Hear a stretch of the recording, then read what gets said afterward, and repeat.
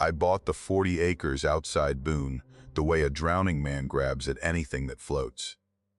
I'd lost the marriage, then the job, then most of the version of myself I'd spent 40 years building, and the listing came across my screen at 2 in the morning like an answer to a question I hadn't known how to ask. 40 acres. A hunting cabin included. A price so low I read it 3 times, certain I'd missed a digit. The photos showed nothing but trees and a rutted road and a slice of blue ridge in the distance, soft and hazy, the way those old mountains always look, like they're keeping something folded up inside the mist. I wired the deposit before I let myself think too hard. That's the thing about being at the bottom. You stop asking why the thing that saves you is so cheap. You just take it and you tell yourself, the low price is your luck finally turning, and you don't let the other thought in. The thought that says, things are cheap when nobody else will have them.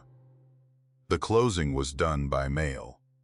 I never met the seller, never spoke to a soul, just signed where the little colored tabs told me to sign, and mailed the packet back with a stamp I had to dig out of a drawer. When the deed came, I read it properly for the first time, sitting at the kitchen table of the apartment I was about to leave behind. And that was when I saw the line about the cabin. Improved structure, it said, a hunting cabin situated near the north line of the parcel. It struck me as a small bit of extra fortune. Somewhere to store gear, maybe. Or a project to occupy my hands through the winter, but the survey map stapled behind the deed showed no such thing. I laid my finger along the north line and followed it end to end, and there was nothing marked there but the flat green of unbroken timber. I figured the map was old, or the cabin too small to note, and I folded the papers away and didn't think about it again until I was standing on that land myself, and by then it was already too late to think clearly about anything. I moved in on a gray day in October, if you can call it moving in. The main house on the property was a single wide with good bones and bad plumbing, set in a clearing at the end of the road, and I spent the first 2 days just making it livable. Running the water till it stopped coming out brown, sweeping out the mouse leavings, stacking my few boxes against the paneled walls. It was quiet in a way I wasn't used to. City quiet has a floor to it, a hum of distant engines and voltage. But out there the quiet went all the way down. At night it was so complete that I could hear my own blood in my ears, and I'd lie awake listening to the house tick and settle, and tell myself I'd get used to it. I liked it, mostly. I told myself I liked it. A man needs somewhere to go and be no one for a while, and I had found it. It was the 3rd day that I went looking for the cabin. The weather had turned fine and cold, and I wanted to walk my land, to feel like it was mine. So I set off north through the trees, with a water bottle and no particular plan. There wasn't a trail at first, just the give of leaf mold under my boots, and the gray columns of the trees going back and back. But maybe half a mile in, I came onto a deer trail, a thin, worn line pressed into the ground, and I followed it, because it went the way I was already going. It's a small thing, a deer trail. You don't think anything of it. Only later, turning it over in my mind on the nights I couldn't sleep, did it strike me as strange that a deer trail would run so straight and so long and end exactly where it ended, because deer wander, they browse, their paths meander with the good grazing, and this one ran arrow straight down into a hollow, like something had walked it the same way, back and forth for a very long time, with somewhere particular to be. The hollow was colder than the woods around it. I noticed that before I noticed anything else, a drop in the air, as I came down the slope, the kind of cold that pools in low places and doesn't burn off, and with it a smell of wet stone and something older underneath. And there was the cabin. It sat at the bottom in a stand of hemlocks, so thick the sunlight never seemed to reach the ground. Everything down there held in a permanent gray dusk. The logs had gone soft and silver with age. The chinking crumbled out between them. The whole structure sunk a little into the earth, the way old buildings do, as if the ground is slowly taking them back. It looked older than my grandfather. It looked older than the county. And every part of me that had spent 40 years in the world of reasonable things told me to look at it from a distance and turn around and walk home. And I didn't listen, because I was curious, and because it was mine, and because I still believed then that a thing being mine meant it couldn't hurt me. The door was unlocked. That was the first wrong thing, though I didn't let myself feel it as wrong. I pushed it and it swung inward on hinges that didn't so much as creak. And I stood in the doorway and let my eyes adjust, and the second wrong thing came to me slowly, the way cold water finds you in stages. Someone was living there, not had lived there, was living there now, in the present tense of it. There was a cot against the far wall, with blankets folded on it, folded neat and square, the way my father used to fold them in the army, corners sharp enough to cut. There was a wood stove in the corner, and when I crossed to it and held my palm near the iron, it was warm. Not hot. Warm the way a stove is warm hours after the fire's gone down, holding the last of its heat. On a shelf above it stood a row of mason jars filled with clear water, lined up with their labels turned to face the room, evenly spaced, and something about that evenness put a cold finger on the back of my neck. Nobody living rough keeps their jars turned to face the room. That's not survival. That's arrangement. That's someone making a place nice. And on the wall by the door, there was a calendar. One of those free ones the feed stores give out. A picture of a mountain stream above the grid of days, and the month was the month I was standing in. Someone had marked the days with red X's. Each one crossed off careful and deliberate, and my eyes went down the column, counting without my telling them to, and the last X, the final one, fell 3 days ahead of where we were. 3 days out. And I stood there, doing the arithmetic in the cold and the dusk, and the number the marks counted back to, the first red X, in that careful sequence, was the day I had first set foot on the property. The day I'd walked my land for the first time, and felt, briefly, like a man with somewhere to be. I want to tell you I ran. I didn't. I told myself the story a reasonable man tells himself. A squatter, some drifter who'd found an empty cabin on abandoned land and moved in, and the calendar was just a man marking time the way lonely people do, and the coincidence of dates was only that, coincidence, because the mind loves a pattern and will lay one over anything. I told myself I'd come back with the sheriff, or a lock, or at the very least in daylight and not alone. And I'd deal with it like a property owner deals with a trespasser. And I backed out of that cabin without turning my back on it, and I climbed the deer trail out of the cold hollow. And I did not look behind me, and the whole way up my skin crawled with the certainty of being watched. That animal certainty, older than reason, the one part of us that never did learn to lie. The first night, it came at 2 in the morning. I know the time because I was awake. I'd been awake most nights since I got there, and I heard the boards of my porch take a weight. Not a step, a settling. The particular sound of something lowering itself down onto the boards and going still, the wood groaning slow under a load, and then holding. I lay in the dark of the single wide, with my heart going, and I told myself it was a bear, a raccoon, the house cooling and contracting. But I knew the difference between a house settling and a thing settling. Everyone does, down in the old part of the brain. Something was sitting on my porch in the dark, close enough that a thin wall was all that stood between us, and it sat there, patient, until the gray came up in the windows, and then the weight lifted and the boards eased and it was gone.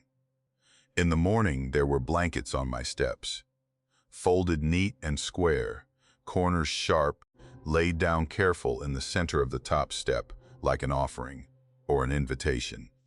I knew them. They were the blankets from the cot in the hollow.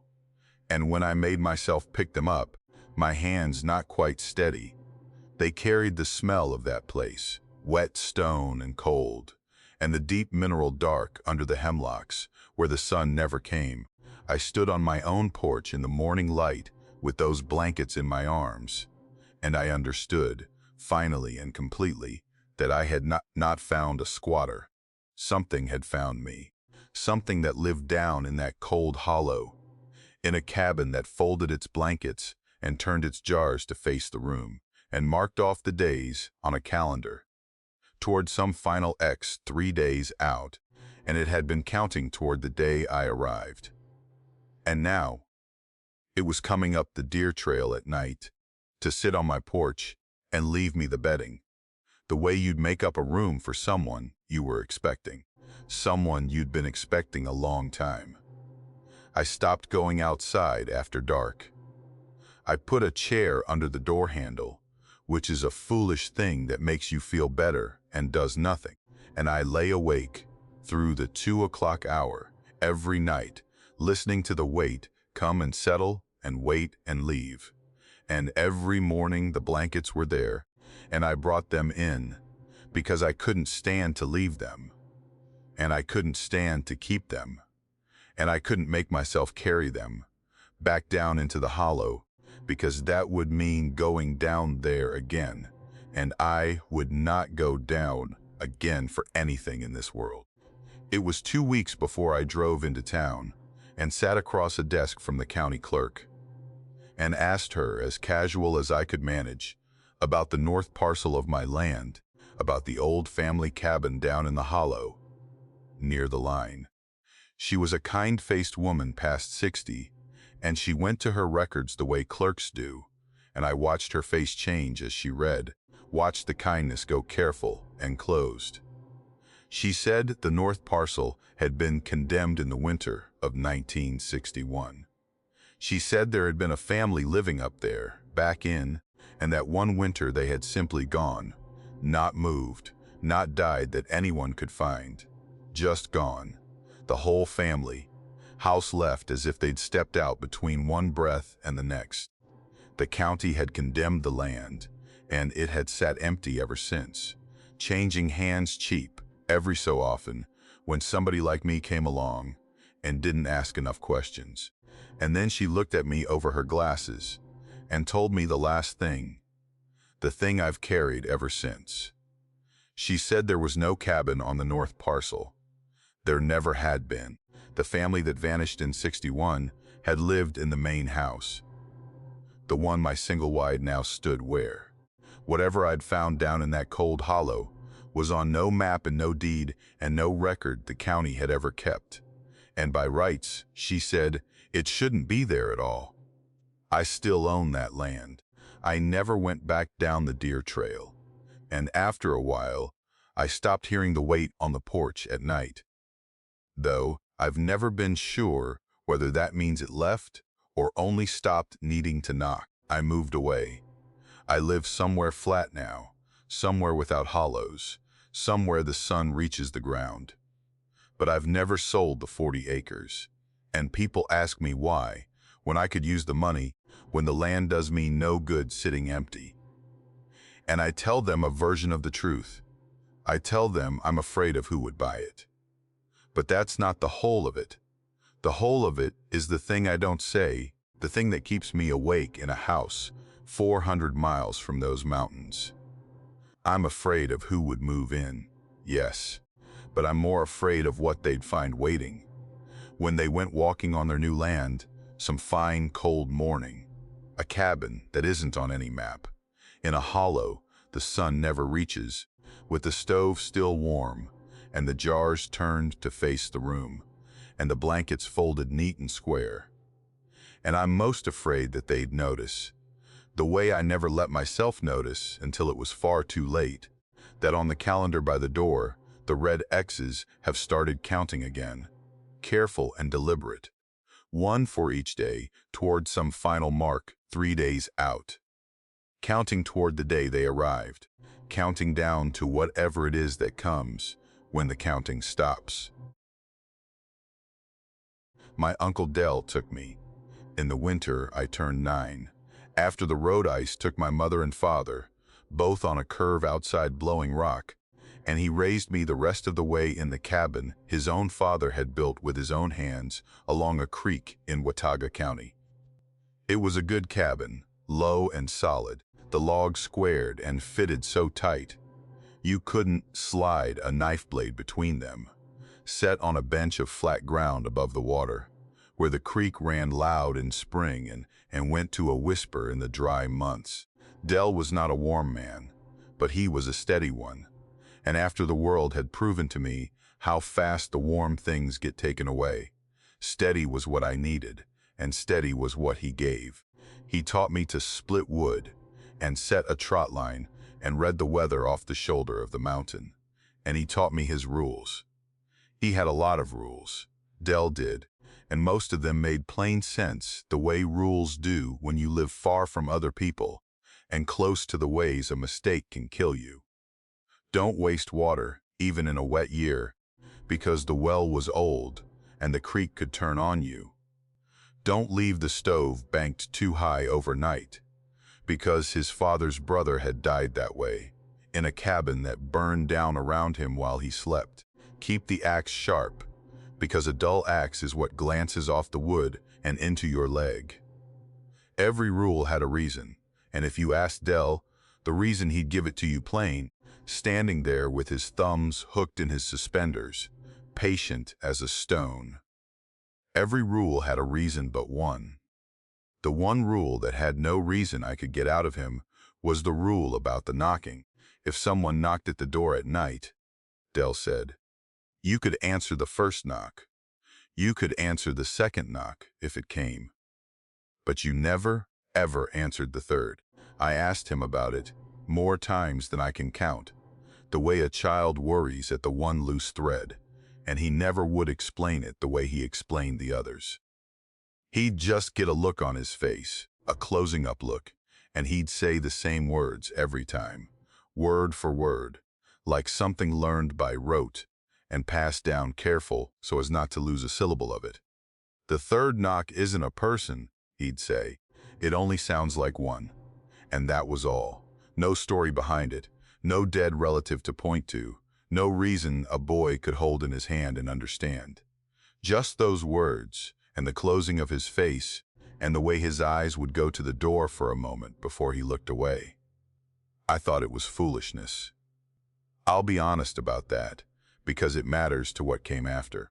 As I got older, I thought it was the kind of mountain foolishness that old men keep the way they keep a rusted gun that doesn't fire anymore. Out of habit, out of the comfort of the familiar shape of it, I thought Del was a superstitious old man who'd lived alone too long with his father's ghosts. When I left for a while, in my 20s, to try the flatland life and see if it fit me, I used to tell the knocking rule as a joke at parties, doing Del's slow voice. And people would laugh, and I would laugh with them. And I am ashamed of that now, in a way I don't have the words for, because I came back. The flatland didn't fit me any better than it fit Del, and by then he was getting on in years, and the cabin needed a young back in it, and so I came home to the creek in Watauga County, and I was there the winter Del got sick. It came on him fast, the sickness, the way it does with old men who've never been sick a day. 1 week, he was splitting his own wood, and the next, he couldn't cross the room without stopping to breathe. And the doctor down in Boone said words like congestive and comfortable, and there wasn't any sense in a hospital for what was coming, and Del wouldn't have gone to one anyway. So I stayed, and I nursed him through that February in the cabin his grandfather built, keeping the stove going, keeping the water fresh, doing all the things his rules had taught me to do, and at night I slept in a chair, pulled up near his bed so I'd hear him if he needed me. The snow was deep that month, and the road was closed more than it was open, and it was just the two of us, and the creek under the ice, and the great white silence of the mountain pressing in on the little windows. It was late in that February, in the black middle of a night, that the knocking came. I was half asleep in the chair with a blanket over me and the stove ticking low, and the first knock brought me up out of the doze all at once, my heart going before my mind had even caught up to why. Once, a single knock at the door, firm and unhurried, the sound of a knuckle on wood, and out here, understand, there was no one. The road was closed. The nearest neighbor was 3 miles down a mountain. No one could drive that night. I sat there in the dark and told myself it was a branch. The ice, the house, shifting in the cold, all the reasonable things, and I did not get up, and I did not answer it, though not for any reason to do with Dell's rule. I just didn't want to leave the warm blanket and cross the cold floor. Then the second knock came, and it was softer. That's the thing I keep coming back to, the softness of it, because a person knocking again knocks harder, not softer. A person wants to be heard. This was quieter than the first, gentler, almost patient, and something about that gentleness put the first cold touch of real fear on me. I looked over at Dell, and Dell was awake. He was lying there in his bed, with his eyes open and fixed on the door, and on his face was an expression I had never once seen in all the years he raised me.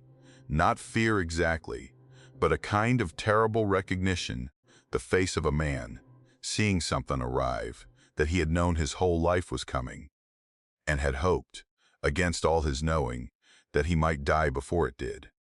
He didn't look at me. He couldn't take his eyes off that door. And I understood in that moment, colder than the February outside, that the rule had never been foolishness at all. The third knock, when it came, was not at the door. It was at the window beside my head. The window not 2 feet from where I sat, the black glass with the snow banked up against the bottom of it. And the knock came from there, from the outside, from the dark, and it was soft as the second one had been. And then a voice spoke through the glass. It was my mother's voice. I had not heard my mother's voice in more than 30 years, had lost the exact sound of it, the way you lose a face you no longer have a photograph of. And here it was, perfect, whole, exactly as it had been, and it called me by the name she used to call me.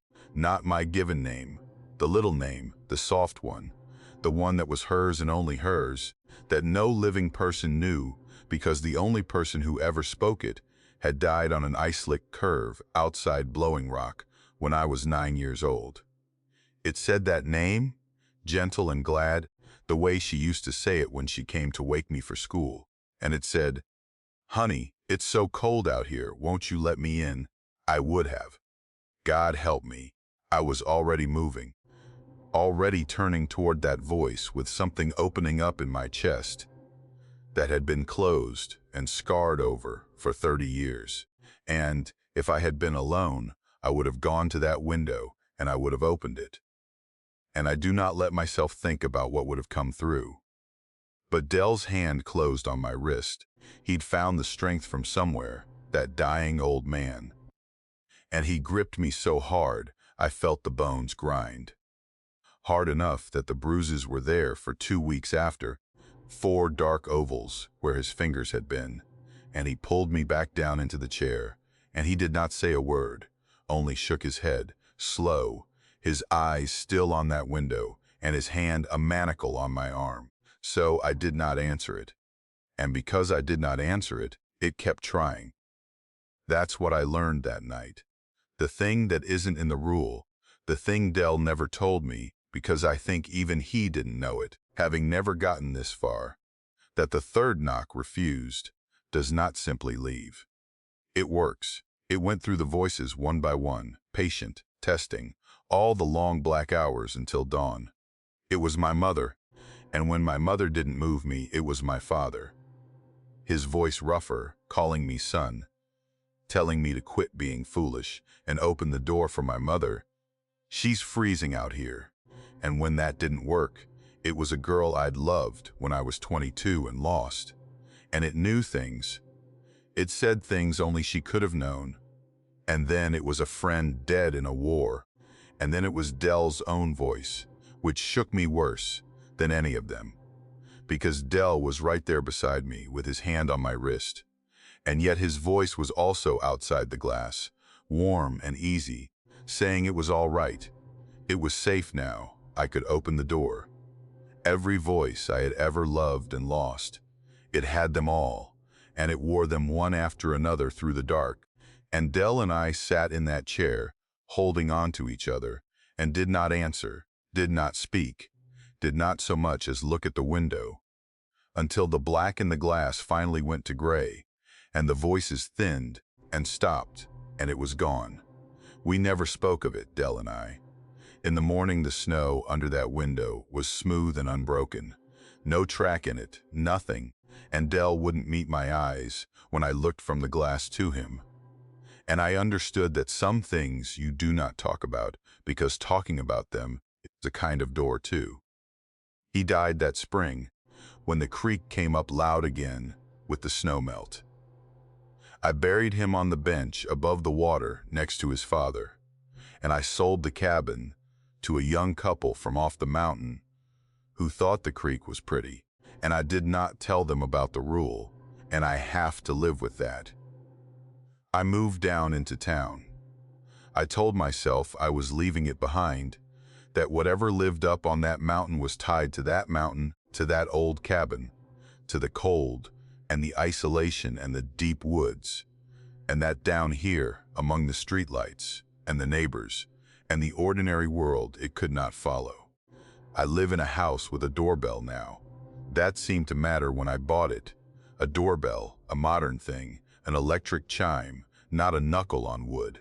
For years I slept fine. For years I let myself believe I'd carried nothing out of that February but the rule and the memory.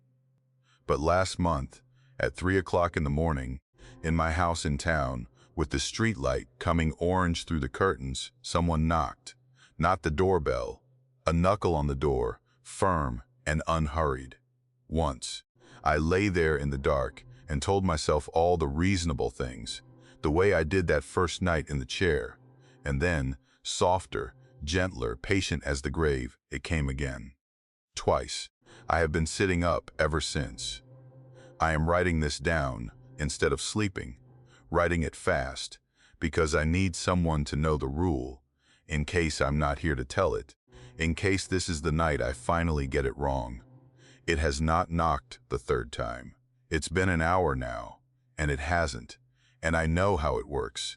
I know it's only waiting, only being patient, the way it was patient at the glass all those years ago. I'm sitting here in the orange dark, with the pen shaking in my hand and my eyes on the door, and I am not going to answer it, whatever voice it uses, whoever it sounds like. I am not going to answer it, but I am counting. I can't help it. I am counting, and I have gotten to 2, and I am so afraid of the sound that comes next. I have run trail cameras across my land in Yancey County for the better part of 20 years, and there is not much that happens in those woods I don't have a record of. It started as a practical thing. I hunt, and a man who hunts wants to know his deer before the season opens, wants to know the big bucks by their racks and their habits, which trails they favor, what time they move through the bottoms, so that when opening morning comes, he isn't sitting cold and blind, but is waiting in the right place for an animal he already knows. So I put out cameras. 4 of them, then 6, then more as the years went, and the price came down, strapped to trees along the trails and the field edges, each one snapping its picture and stamping the date and the time in the corner whenever something warm crossed in front of it. Over the years, those little cameras taught me the land better than my own eyes could. They showed me the secret life of the place, the traffic that moves through the dark when no person is watching.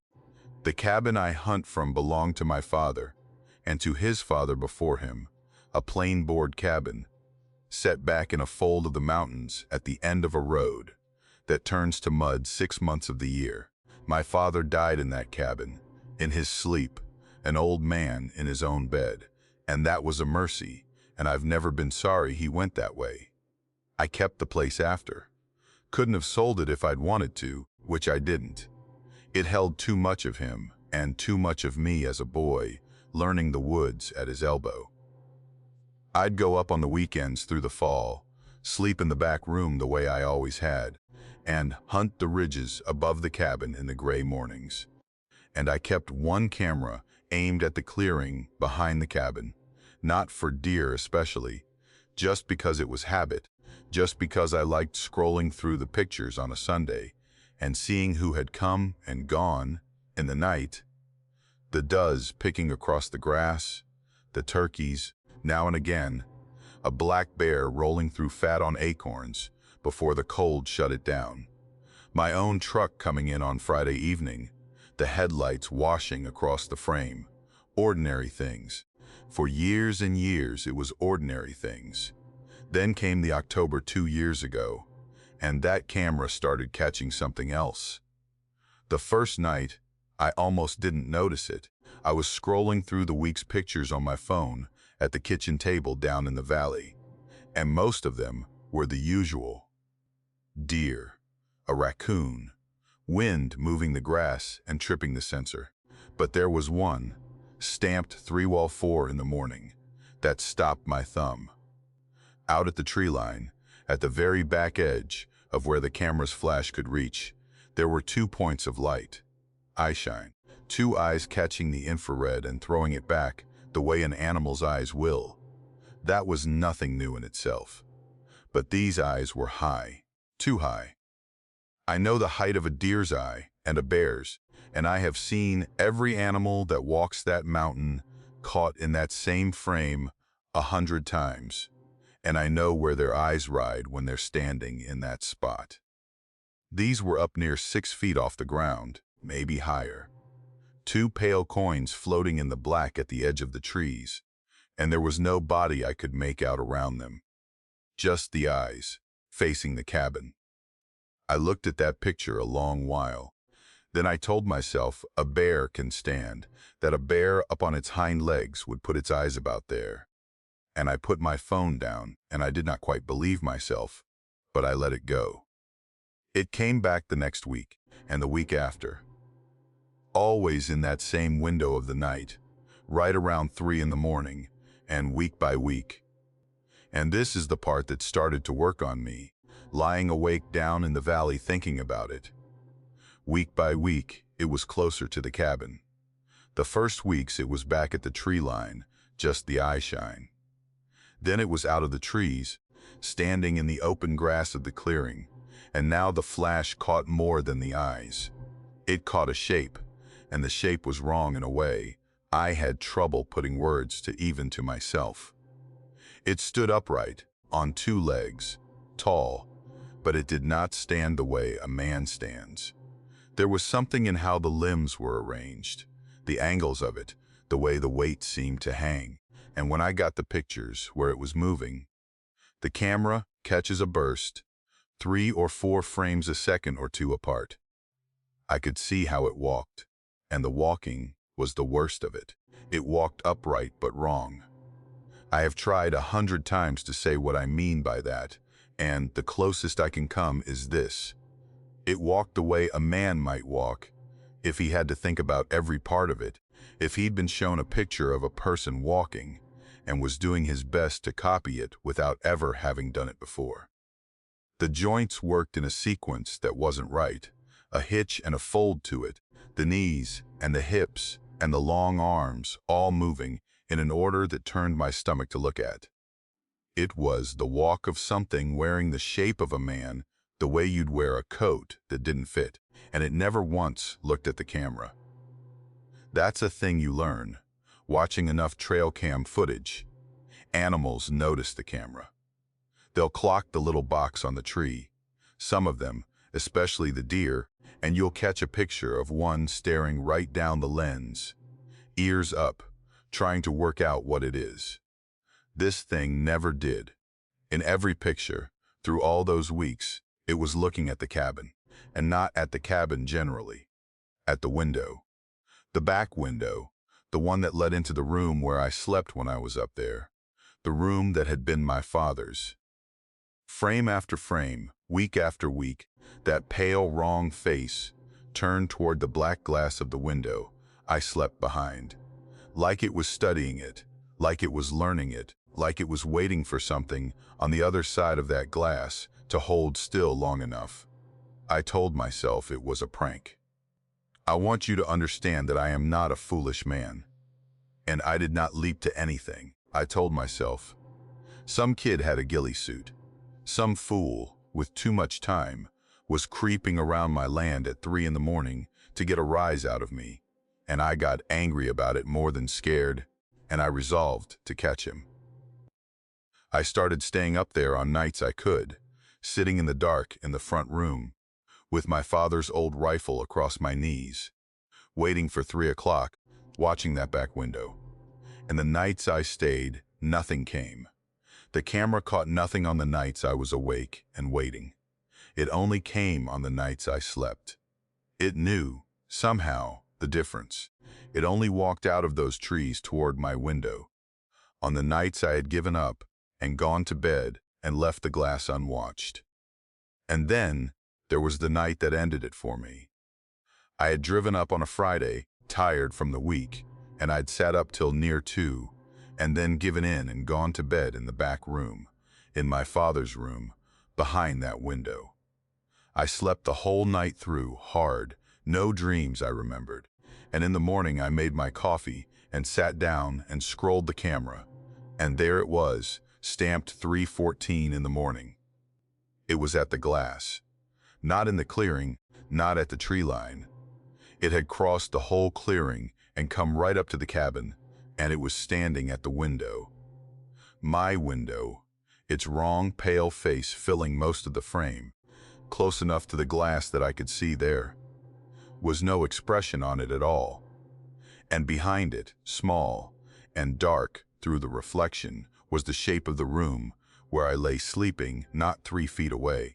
It had stood there at 3:14 in the morning and looked at me through the glass while I slept. And I had never woken, and I had never known. I got up from that table, and I went and looked at the window. And here is the thing that made me pack my truck and leave that morning, and not spend another night in my father's cabin from that day to this. That window has no lock. It never did. An old cabin, an old window, just a wooden sash and a little iron latch to hold it shut against the wind. And the latch was thrown. But it was thrown from the outside. The latch on that window is on the inside, is meant to be worked from the inside. And it was turned to the closed position, and the only way to turn it to that position, from where that thing had been standing, was to reach in. To have had it open, to have closed it after. I don't stay at the cabin anymore. I couldn't tell you it's still standing, except that I know it is, because I still have the camera. That's the part I can't make myself explain, even now. I left the camera up. I tell myself it's because I'd have to go back to take it down and I won't go back. But the truth is uglier and simpler than that. The truth is I have to know, I have to see, and so the camera is still strapped to its tree behind my father's empty cabin. And it still has the little cellular card in it that sends the pictures to my phone. And it still sends me its motion alerts. Down here in the valley, 40 minutes away by the mud road. Safe, I keep telling myself, safe. They still come at 3 in the morning. My phone buzzes on the nightstand, and I know before I look what the time will say. And I lie there in the dark of my house in the valley, and I do not want to look, and I always look. And it is always there. out in the clearing behind the empty cabin, in the same window of the night. Though there's no one in that cabin now, no one behind the glass, nothing there for it to look at. It comes anyway. It walks its wrong walk out of the trees, and it stands in the grass, and it faces that dark, empty window where I used to sleep, and it waits, and then it's gone, and my phone goes quiet, and I lie awake till dawn. But last week the pictures were different. Last week, for the first time in 2 years, it did not look at the cabin. It came out of the trees, and it stood in the clearing, and it turned. I have the frames. I have looked at them more times than is good for me. It turned away from the window, and it faced the camera. It looked right down the lens. The first time it has ever done that. That pale, wrong face pointed straight at me across 40 minutes of dark mountain. And in the next frame, it had lifted one of those long arms. And in the last frame, the arm was raised, and I swear before God it was waving. A slow wave, the hand open, like it had finally worked out that I wasn't behind the glass anymore. Like it had understood, after 2 years of coming to an empty window, that I had moved, that I was down here now, in the valley, where the camera sends its little pictures. Like it was telling me, patient, in the only way it had to tell me, that it didn't mind the wait, that it remembered which truck, that it remembered the way down. I was hunting the ridges above Marshall the day I got lost, and I want to say at the start that I was not a man who got lost in the woods. I had hunted those mountains since I was a boy, knew them the way you know, the streets of the town you grew up in, and I had walked out of worse country than that in worse weather than the forecast had promised. That's what makes it hard to tell.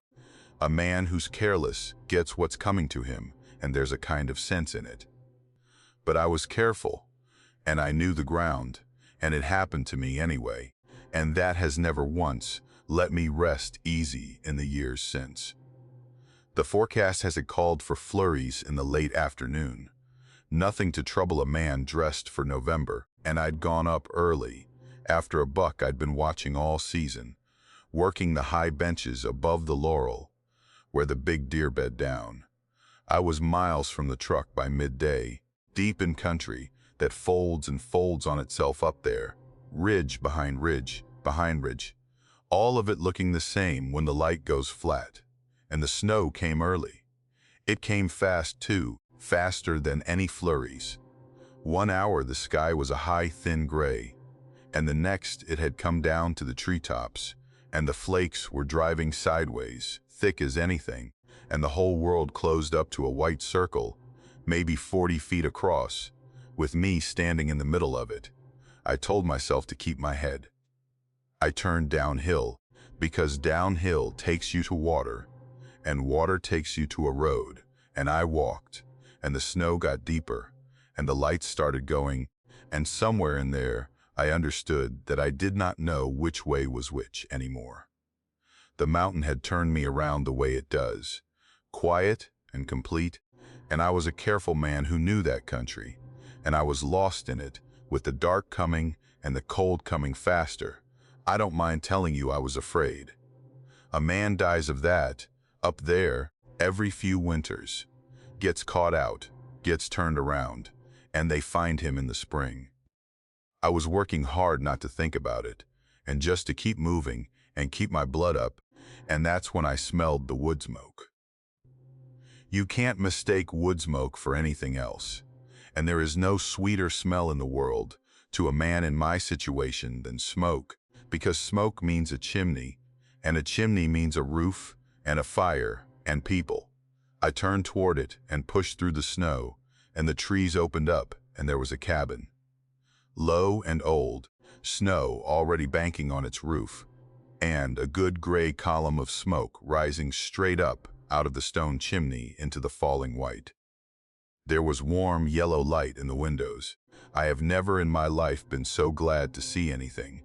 And I said a prayer of thanks, right out loud into the snow, because I believed that cabin had saved my life. I knocked, and the door opened almost before my knuckles left the wood, and a woman stood there in the warm light. She was maybe 60, small and neat, her gray hair pinned up careful, an apron over a plain dark dress, and she was as tidy and composed as a woman sitting in the front pew on a Sunday morning.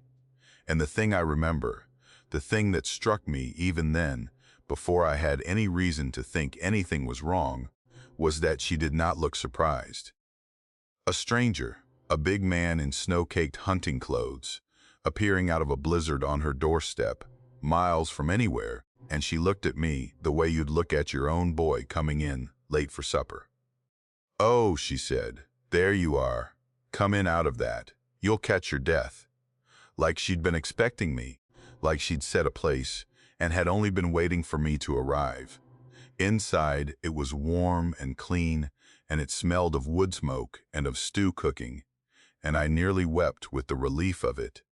She sat me by the fire, and took my wet coat and hung it, and she made me pull off my boots so they could dry by the hearth.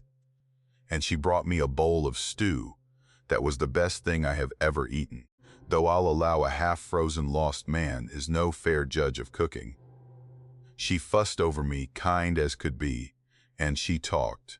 She talked the whole while, easy and pleasant, and she talked about her family. Her husband was named Harlan, and he was a good man, a hard worker, out just now seeing to something, but he'd be back directly. Her children, she named them, 3 of them, and told me their little ways. This one shy, and that one always into something, and the littlest one who wouldn't sleep without the lamp lit. She spoke of them all in the present tense, warm and ordinary, the way any mother talks about her family, as if they had only just stepped out of the room and would be back any minute. And the table was set for 5. I noticed it while I ate. 5 places, laid out neat, plates and forks and folded cloths, though it was only the 2 of us in the cabin, and by the door on a row of pegs hung coats. A man's heavy coat, and then children's coats, 4 of them going down in size, big to small, a whole family's worth of coats hung up waiting by the door. I noticed these things the way you notice things when you're bone-tired and warm and safe at last, which is to say I noticed them, and thought nothing of them, filed them away as the ordinary furniture of a family's life. She talked, and I ate, and the fire warmed me through, and outside the snow came down and down, and I was so grateful to be out of it that I did not let myself wonder where a husband would be off to on a night like this, or why a family's coats would all be hanging by the door if the family was out in the weather. She made me up a place by the fire when I got heavy-eyed, blankets on the floor near the warmth, and she said good night kind as a mother, and I slept. I slept hard, the deep dead sleep of a man who has been cold to his bones and is finally warm. And I woke near dawn, gray light just starting at the windows, needing the outhouse the way you do. The fire had burned down low. The cabin was quiet and cold at its edges, and I got up careful so as not to wake the woman, and I stood a minute getting my bearings. And that's when I looked at the mantel. There were photographs on it. Old ones, in old frames, the kind of formal family portraits people used to sit for, and in the dim gray light, I looked at them the way you look at anything on a stranger's mantel, idle, and then not idle at all, because there was the woman. Younger, but her, unmistakably her, that same neat, composed face. And beside her a man, and gathered around them children, 3 children, and it was the family she had told me of, posed and solemn in their good clothes, and tucked into the edge of one of the frames, folded, brown and brittle with age, was a piece of newspaper. I don't know what made me take it out. I did, careful, and I unfolded it in the gray light, and it was a clipping, and the paper of it was so old it had gone the color of weak tea, and it was a story about a fire. A cabin fire, up on the ridges above Marshall, in the winter of 1974, a whole family lost in it, the story said. The mother, the father, 3 children, all of them, gone in the night when the cabin burned, and I read their names. And they were the names she had told me at supper, warm and living, only hours before. And there was a photograph printed with the clipping, the family in happier days, and the woman's face in that photograph, the mother's face, was the face of the woman who had taken my coat and fed me stew and made up my bed by the fire.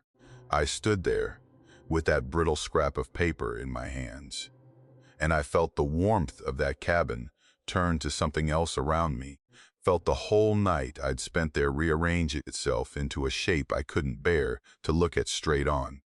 And I turned. I don't know why I turned, except that you feel it when someone's behind you, and she was standing in the kitchen doorway. Still neat, still tidy, still with that same kind, pleasant face. And she was smiling at me, gentle, not a bit troubled that I stood there holding the clipping. And she said, "I hear it still. I will hear it till the day I die." She asked me, soft and hopeful, if I would be staying on. Because the house did get so lonesome, she said. The nights were long, and it did get lonesome. And there was a place for me here. There had always been a place set. I could see it in her face that she meant it kindly. That was the worst of it. That was the thing that put the animal terror in me. She wasn't angry, wasn't threatening. She was inviting me, warm and lonely, and glad I'd come, offering me the empty 5th place at her table like the kindest thing in the world. I ran. I did not stop for my boots, did not stop for my coat. I hit that door and tore it open, and went out into the snow in my sock feet, and I ran, downhill, blind, through the dark and the deep snow, falling and getting up and falling again, and I did not once look back, because I was afraid of what I'd see. Afraid she'd be at the door still smiling, more afraid she'd be right behind me. The snow had stopped sometime in the night, and the cold that came after was a killing cold, and I ran through it barefoot until my feet were past feeling. And by some grace I came out onto a road, an actual plowed road, and I fell down in it and could not get up. A fellow driving a county plow at first light found me there, near frozen, out of my head, raving about a woman and a fire, and he got me into his warm cab and got me to help. And they saved my feet, though it was a near thing, and I lost the 2 smallest toes on the left one to the frost.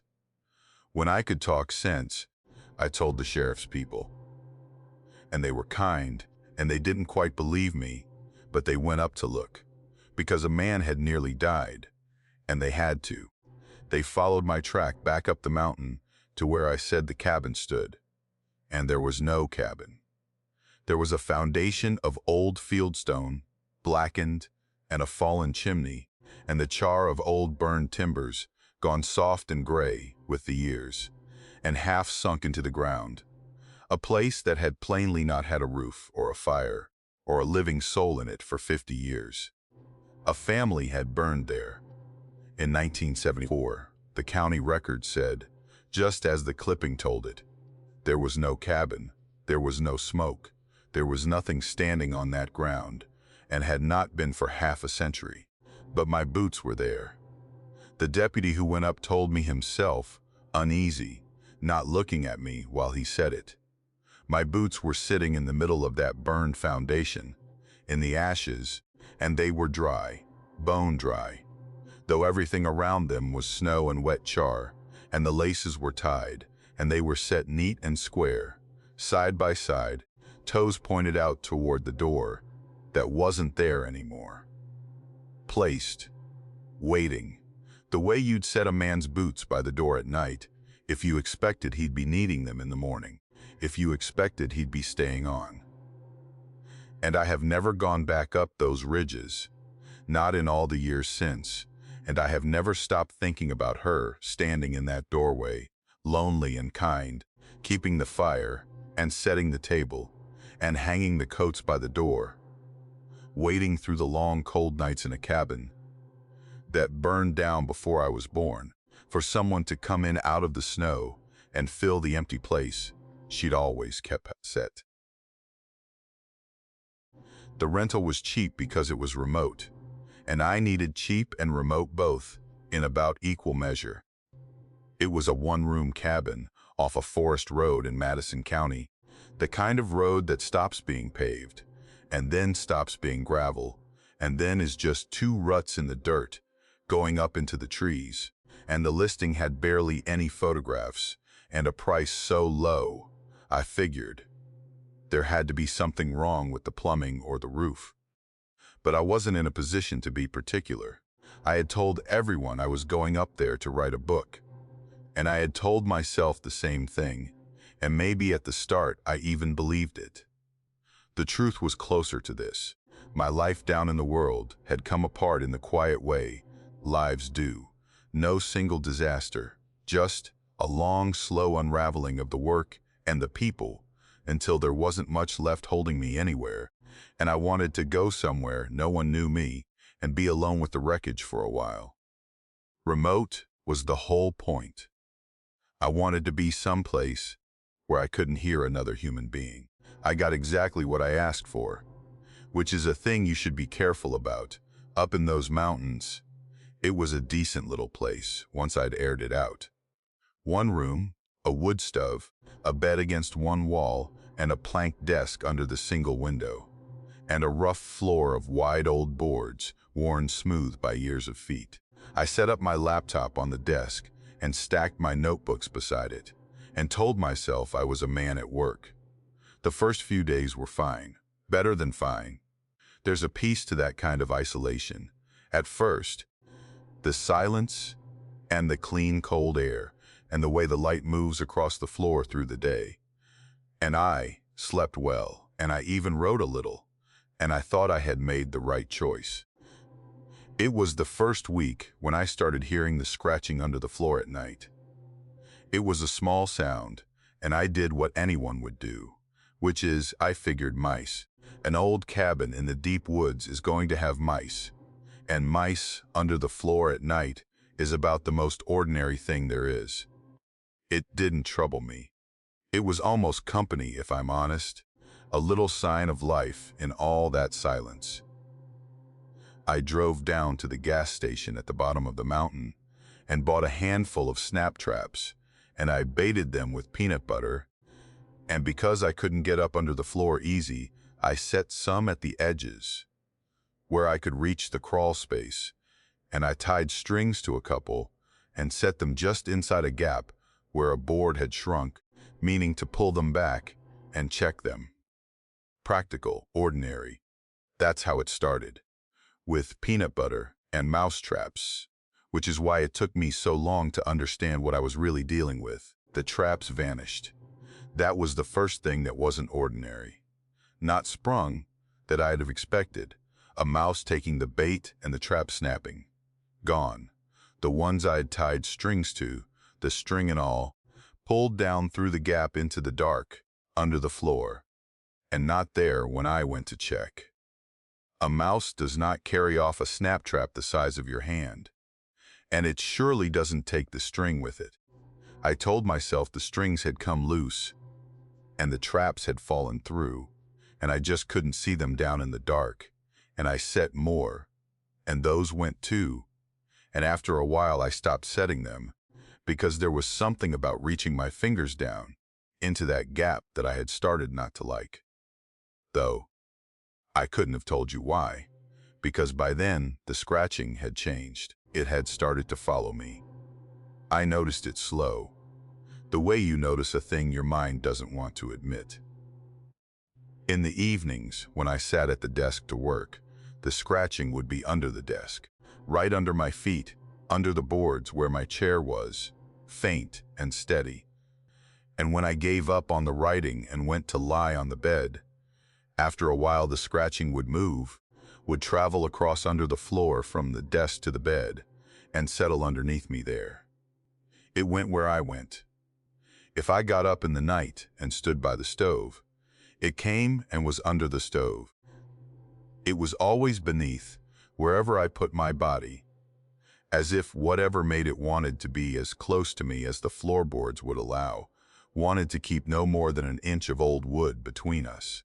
And then, there came the night I heard it breathing. I had learned by then to lie very still and listen. And one night, lying on the bed in the dark with the sound settled underneath me, I realized the scratching had stopped.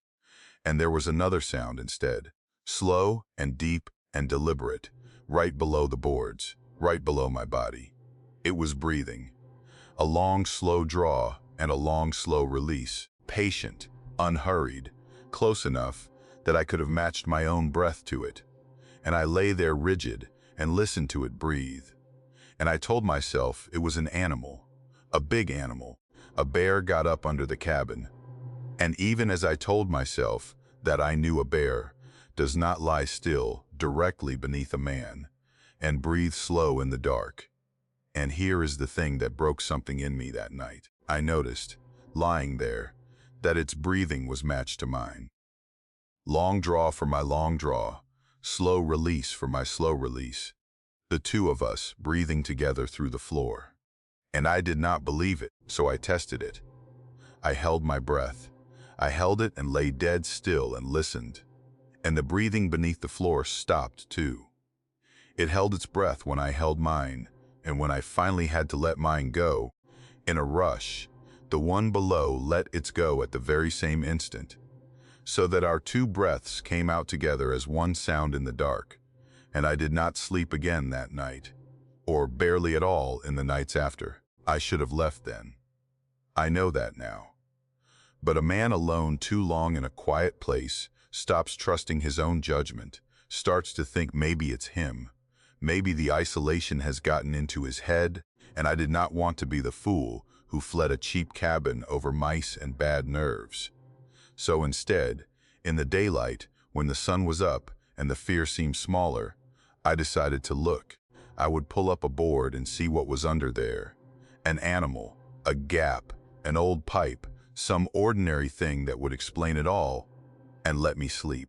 I got a pry bar from the toolbox by the stove, and I chose a board near the middle of the room, and my hands were not steady. I'll admit that, even in the good daylight, my hands were shaking as I worked the bar under the edge and pulled.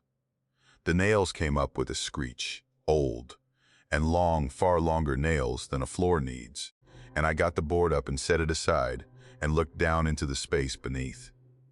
There was a crawl space, dry dirt, maybe 2 feet of it down to the earth, cool and still, smelling of cold ground. No animal, no pipe. Nothing moved, but pressed into the dry dirt, plain as anything in the light coming down through the open floor, was a shape. It was the shape of a person, a place where a body had lain, and lain a long time, long enough to press itself down into the packed earth and leave itself there. The curve of a spine, the fold of drawn-up legs, the hollow of a head. Someone had lain down there on their side, curled up in the dark under the floor, and stayed so long the dirt had taken the shape of them and kept it. And the shape was turned to face upward, facing the boards, facing up at the underside of the floor. Facing, when I opened it, up at me, the hollow where a face had been pointed right up at my own, close enough that, if there'd been a face still there, we'd have been looking into each other's eyes. I put the board back. I don't remember deciding to. I just remember hammering those long old nails back down with the flat of the pry bar, fast and clumsy, sealing it, not wanting one more second of that shape looking up at me through the open floor. And then I got in my truck in the daylight, and I drove down the mountain, because I had to be around a person, had to hear another human voice that wasn't my own, and I ended up at the gas station at the bottom where I'd bought the traps. There was an old man there, one of those old men who seemed to belong to a place, and I got to talking to him the way you do, and I mentioned where I was staying, described the cabin and the forest road, trying to sound casual, and his face changed. He knew the place. He asked, was I the one renting it now? And something in how he asked made my stomach go cold. He told me a hermit had lived up there, years back, decades back. An old solitary man who wanted nothing to do with anybody, lived up in that one room alone for the better part of his life. And when he finally passed, died alone up there, as such men do, there was trouble getting him out. The old man at the gas station said it plain, though he said it slow, like he didn't much want to. Said they couldn't move the body, said it wouldn't come. I asked him what he meant, and he just shook his head and said it again. That it wouldn't leave, that it was like the thing had rooted itself into the place, into the ground under the floor, and that in the end, God's truth, they'd given up trying to move him, and they had just nailed the floor down over him where he lay, and let the cabin stand, and rented it out again after a while to whoever would take it cheap. He said all this the way a man says something he's half ashamed of knowing, and then he turned back to his register and wouldn't say any more. And I drove back up the mountain only to get my things, and I was gone from that cabin before dark. And I have never been back. I have told this to a few people over the years, and mostly it's the shape in the dirt they fix on, the shape facing up. And that is a bad thing. I won't pretend it isn't, but it's not the thing that keeps me up. Here's what I can't shake, the thing I only understood later. Lying awake in a safe bed, far from that mountain, putting it together in the dark. The whole time I lived up there, those weeks of nights I couldn't sleep, alone in that silence with nothing and no one. I had a habit. When the quiet got to be too much, when the loneliness sat on me too heavy, I would talk. Out loud, to the empty room. Just to hear a human voice, just to fill the silence with something, I would talk. About my day, about the book I wasn't writing, about my life, about everything. Long, rambling, one-sided talk into the dark of that one room, night after night, thinking I was alone. And I was not alone. All that time, an inch below the boards, in the dirt, in the dark, there was something lying there, curled on its side, with its face turned up toward me, and it was awake, and it was listening. Every word. Night after night, week after week, it lay there, and it listened to me talk, learning the sound of my voice, learning how I put my words together, learning what I sounded like. And I have never been able to stop wondering, in the years since, what it wanted with that. What a thing under the floor would want with the sound of a man's voice, what it was practicing for, and whether, in that cabin, standing empty up its forest road right now tonight, in the dark under the nailed-down floor, something is still down there in the dirt, curled on its side, waiting for the next lonely soul to take the place cheap and lie down above it and start, some sleepless night, to talk. My wife and I honeymooned in a cabin near Fontana Lake, deep in the Smokies, and I have gone back over the choosing of that place more times than a man should, looking for the moment I might have chosen different. We wanted somewhere quiet. We'd both come up hard and worked hard, and neither of us had money for anything grand, and a cabin on a lake in the mountains, cheap in the off-season, seemed like the whole world to us then. It was the kind of place with no cell service. You lost your signal miles before you got there, on the winding road that climbed up along the water, and a generator you had to coax and pet to keep the lights on. That suited us. We were young and in love, and we wanted nothing of the world but each other for a week, and the deep isolation of it seemed romantic to us at the time. I want to say that. I want it on the record that when we went up there, we were happy and we were ordinary, and nothing was wrong with either of us.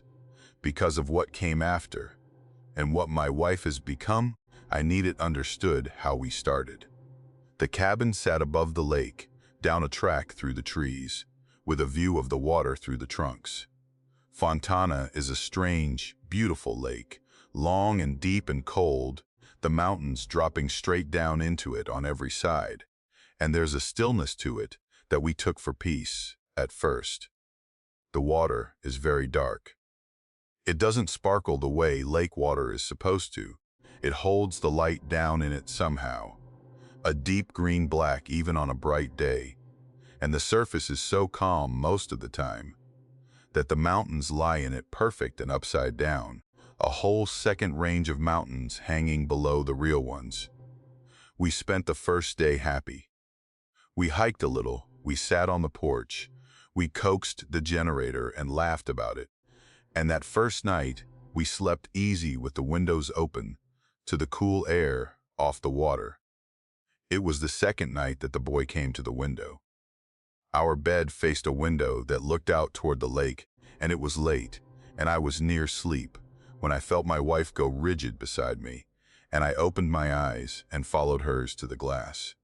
There was a boy at the window. He was maybe 8 years old, small, and he was dressed in old-fashioned clothes. I didn't have the word for it then, but I've thought since that they were the clothes of another time. A rough shirt and suspenders, the sort of thing you'd see in an old photograph. And he was soaking wet, wet through, his hair plastered flat to his head, water running down his face, his clothes hanging heavy and dark with it, dripping, and it had not rained. Not a drop, not that day nor that night, the ground bone dry and the sky clear with stars. He didn't knock, he didn't make a sound. He just stood at the glass and watched us with a still, patient, sorrowful face, water sheeting off of him. And I want to tell you the fear that came over me was not the sharp fear of a threat. It was something deeper and older and sadder than that, a dread that settled in the chest like cold water. I got up. I told my wife to stay, and I went to the door, and I opened it and stepped out onto the porch and around to the window where he'd stood. And there was no one there. No boy. And here's the thing. No water. No wet on the ground where he'd been standing. No dripping. No track. Nothing. The dirt as dry as everywhere else. I stood out there in the dark with my heart going, and I looked at the black lake down through the trees, and I called out, "Once, is anybody there?" Feeling foolish and afraid both, and nothing answered but the quiet. We told ourselves that night the only thing two reasonable people could tell themselves, that it was a real child, a lost child from some other cabin, wandered off and frightened, and that he'd run when I got up. It didn't hold together even as we said it, the wetness, the vanishing, the dry ground, but we needed it to hold, so we made it. We got the flashlights, and we went out together and searched, called out into the trees, walked a good way down toward the water calling for him. And we found nothing, no child, no track, no sign, and we went back in and did not sleep.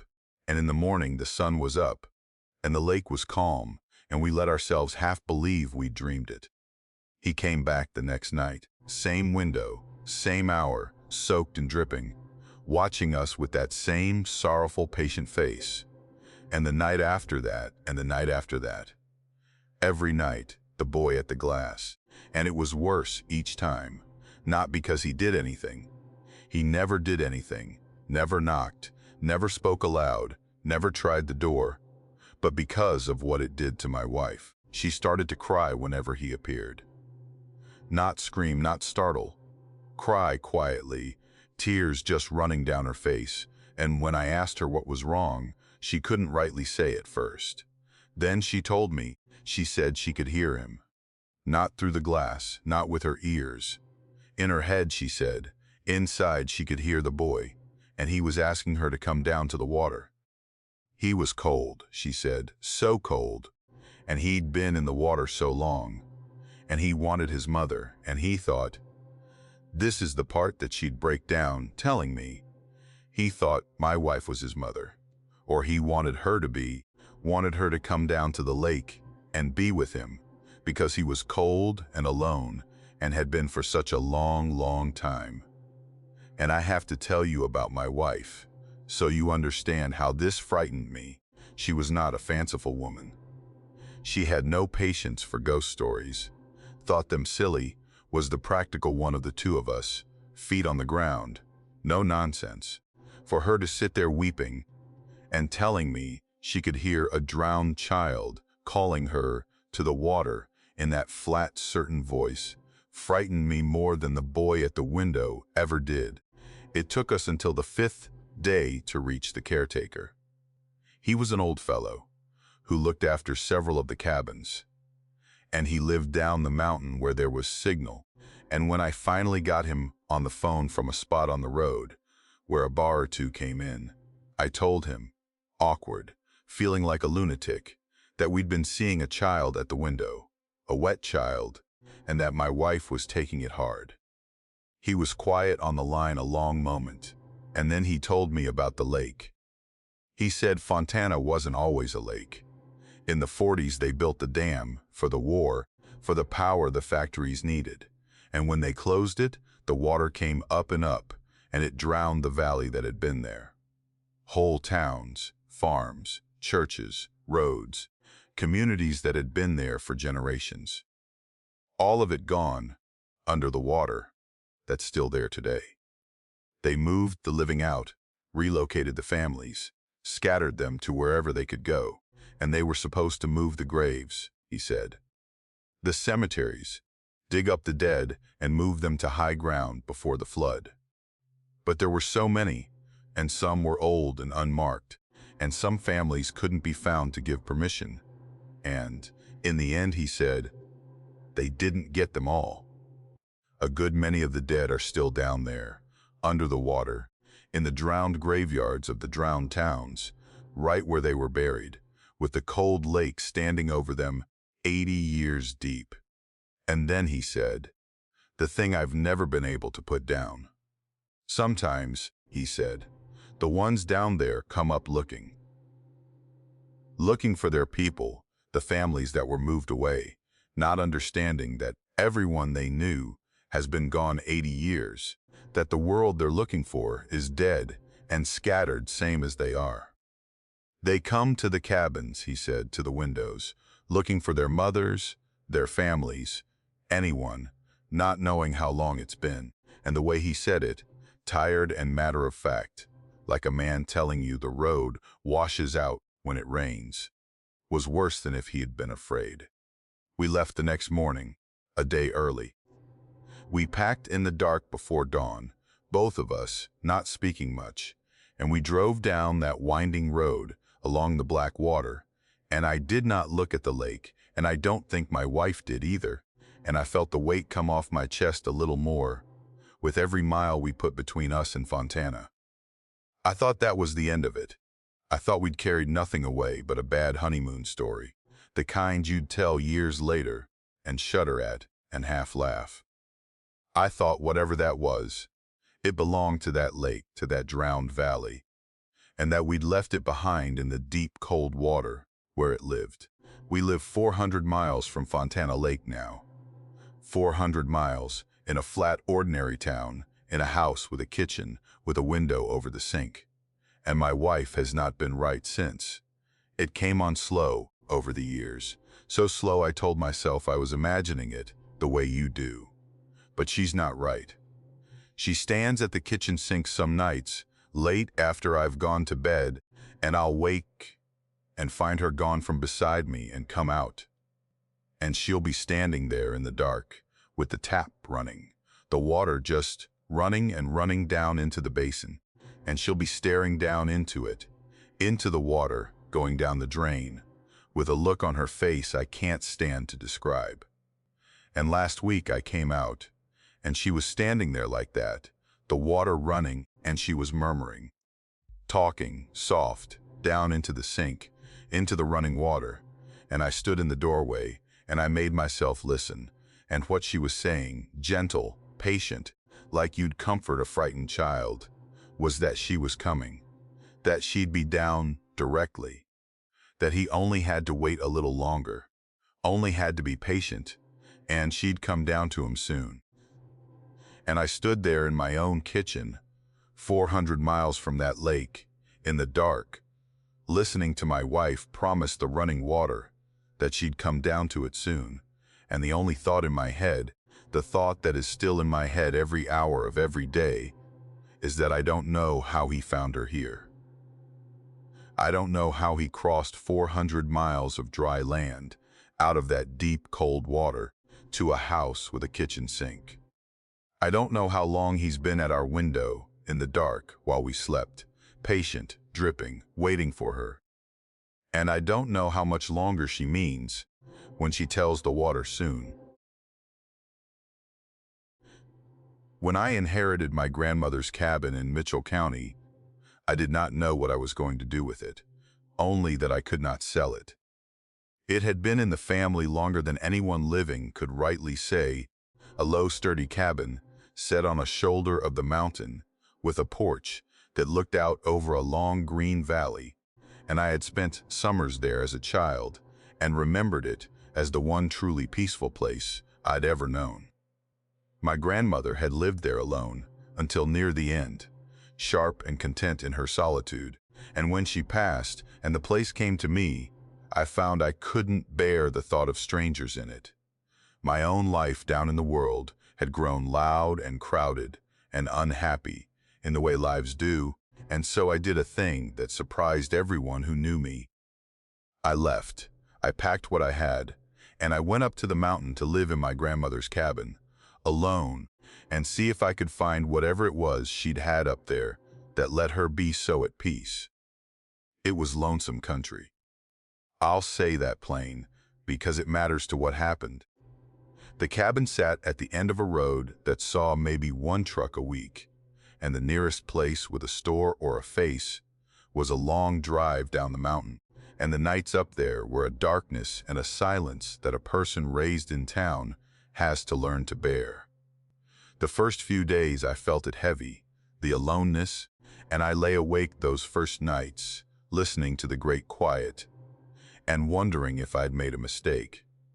It was that first evening, though, right at dusk, that the neighbor came. I was on the porch, watching the light go long and gold across the valley, when a man came up the track on foot, and he raised a hand in a friendly way, and he came up to the bottom of the steps and introduced himself.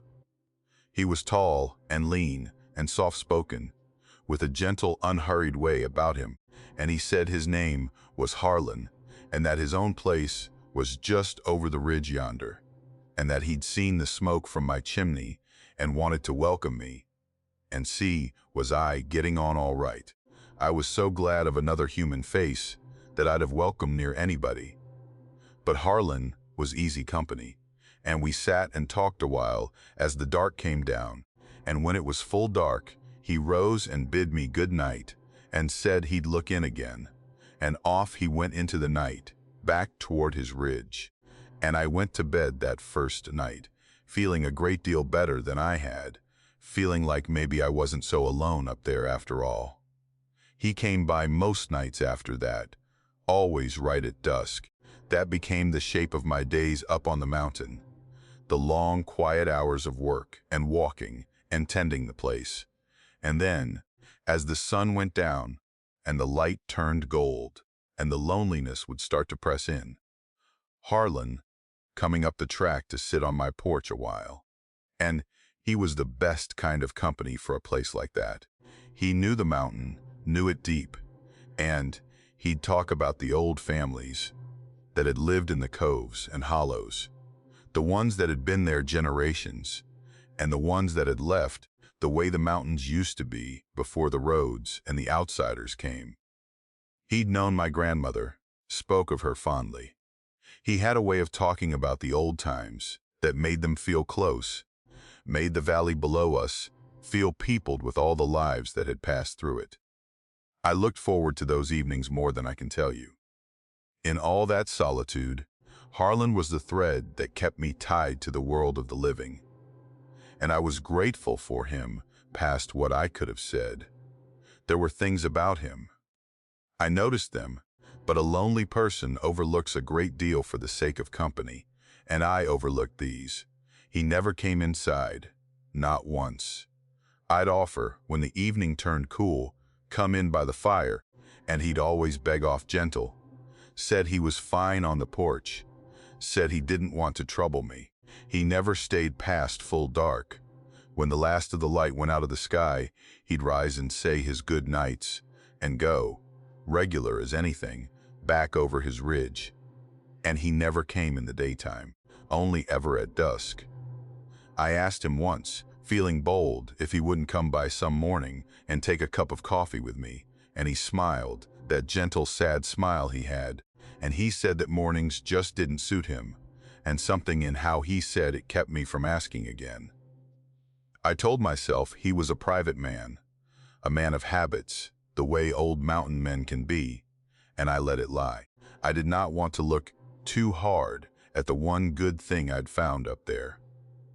It was maybe a month in that I drove down the mountain to the little post office to see about my mail, and I got to talking with the woman there. A kind, stout woman who'd worked that counter, she said, 30 years, and knew every soul on the mountain. And I mentioned, making conversation, how good it was to have a neighbor like Harlan, how kind he'd been to a newcomer, sitting with me evenings, telling me about the old times.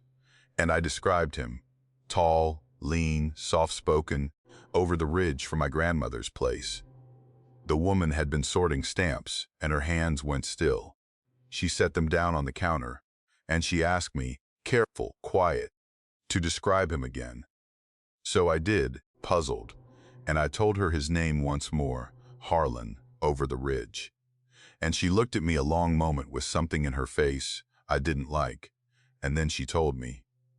She said there had been a Harlan, yes, lived over that ridge from my grandmother's cabin, just as I described. A tall, soft-spoken man, a good man, kept to himself. But he was dead.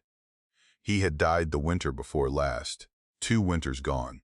His truck had slid off the ice on the mountain road one night and gone into the ditch, and he'd been trapped in it, or hurt. No one rightly knew, and the cold had taken him before anyone found him in the morning. Froze to death in his own truck, alone in the dark, 100 yards from his own home. She'd been at the funeral, she said, half the mountain had. And she told me all this looking me steady in the eye, not like a woman spinning a tale. Like a woman telling me a hard, true thing she was sorry to have to tell. I didn't believe her. I couldn't. I'd sat with the man not 2 nights before. I'd heard his voice, watched him smile, listened to him talk about the old families as the light went down. A dead man doesn't do that. I drove back up the mountain half angry. Sure, she'd confused him with some other Harlan, some other death, and I resolved to put it to rest. The next morning, in the daylight, in the good clear light of a mountain morning, I walked over the ridge. It's not far, over the ridge and down the other side, and I'd never gone before because Harlan came to me, and it never seemed my place to go to him, uninvited. I walked over the top and down, and I came to where his cabin stood, and I stopped, and I felt the bottom go out of me. The cabin was a ruin, not lived in, not recently, a ruin of years. The roof had caved in on one whole side, and the timbers were gone gray and soft, the windows empty black holes, the porch fallen in, weeds and saplings grown up through the floor of it. Nothing had lived there in a long, long time. And down below, off the road, nosed into the ditch, where it had gone off the ice, there was a truck, rusted through, tires flat and rotted, the cab full of dead leaves.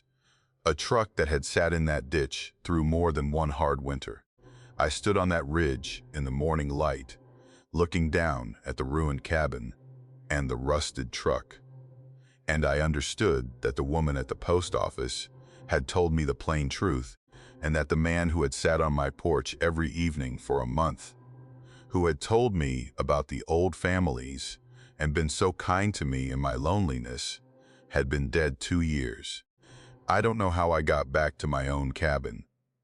I know I spent that day in a kind of daze of fear, sitting inside with the door shut, telling myself I would leave, I would pack the truck, and go down the mountain and never come back. But the day went on, and the fear, strange to say, got tangled up with something else. Because Harlan had never been anything but kind to me, and there is a part of a lonely person that a month of kindness reaches, even when the kindness comes from something it shouldn't. And I did not leave. I stayed. And that evening, at dusk, right on his time, as the light went gold and long across the valley, Harlan came up the track and sat on my porch, as he always did. I couldn't speak at first. I sat there, and I could not stop shaking, my hands trembling in my lap, my breath coming short, and I couldn't look at him. And he noticed. Of course he noticed. He'd always been a gentle, watchful sort, and he saw the state I was in, and he went very quiet. Quiet a long while, the two of us sitting there in the falling dark, me shaking, and him still and silent beside me. And then he spoke, soft and sad, softer than I'd ever heard him. He said he reckoned I'd found out. He said he was sorry. He'd never meant to frighten me. That was the last thing in the world he'd wanted.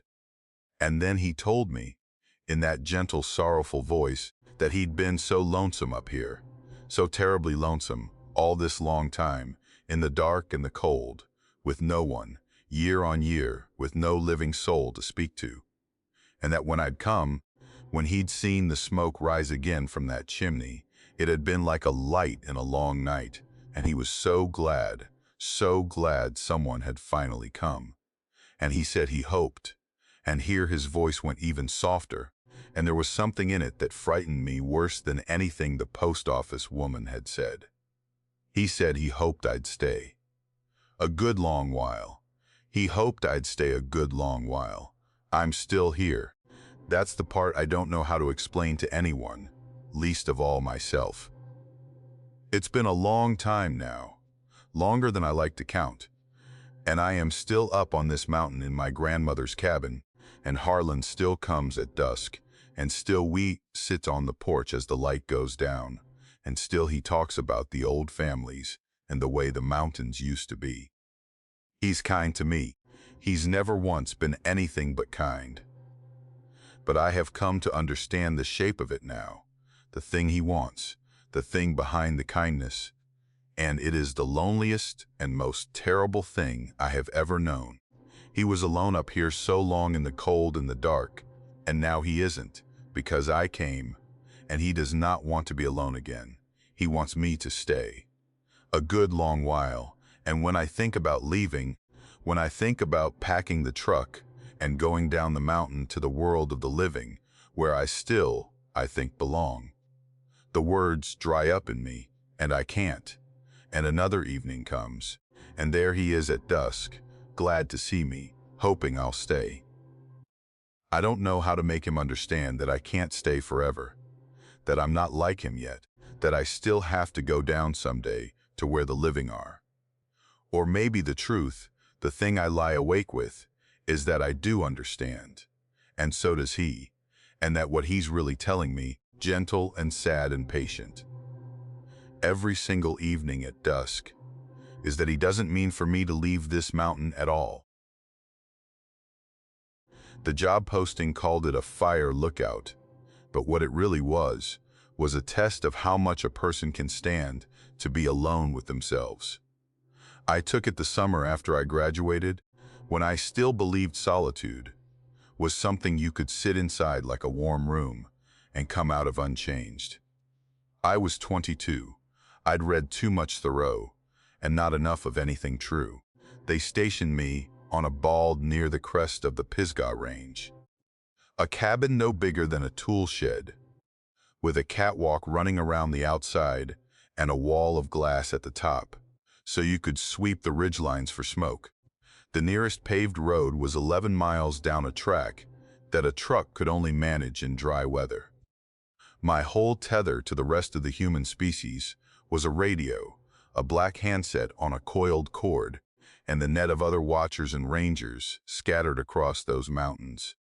Voices in the dark I never once saw a face to match. The solitude, I want to be clear, I could handle. That surprised me.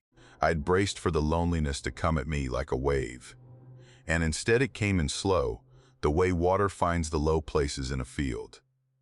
The days had a rhythm I grew to love. I'd wake with the light, boil coffee on the little propane ring, walk the catwalk with my binoculars, while the coves below me filled with mist, so thick and white, it looked like you could step out and walk across it. Ravens came to know me. I gave them names. I read the same 6 paperbacks until the spines gave out, and I talked to myself in the easy way a person does when there's no one to perform for, and I thought I was learning something about the shape of my own mind.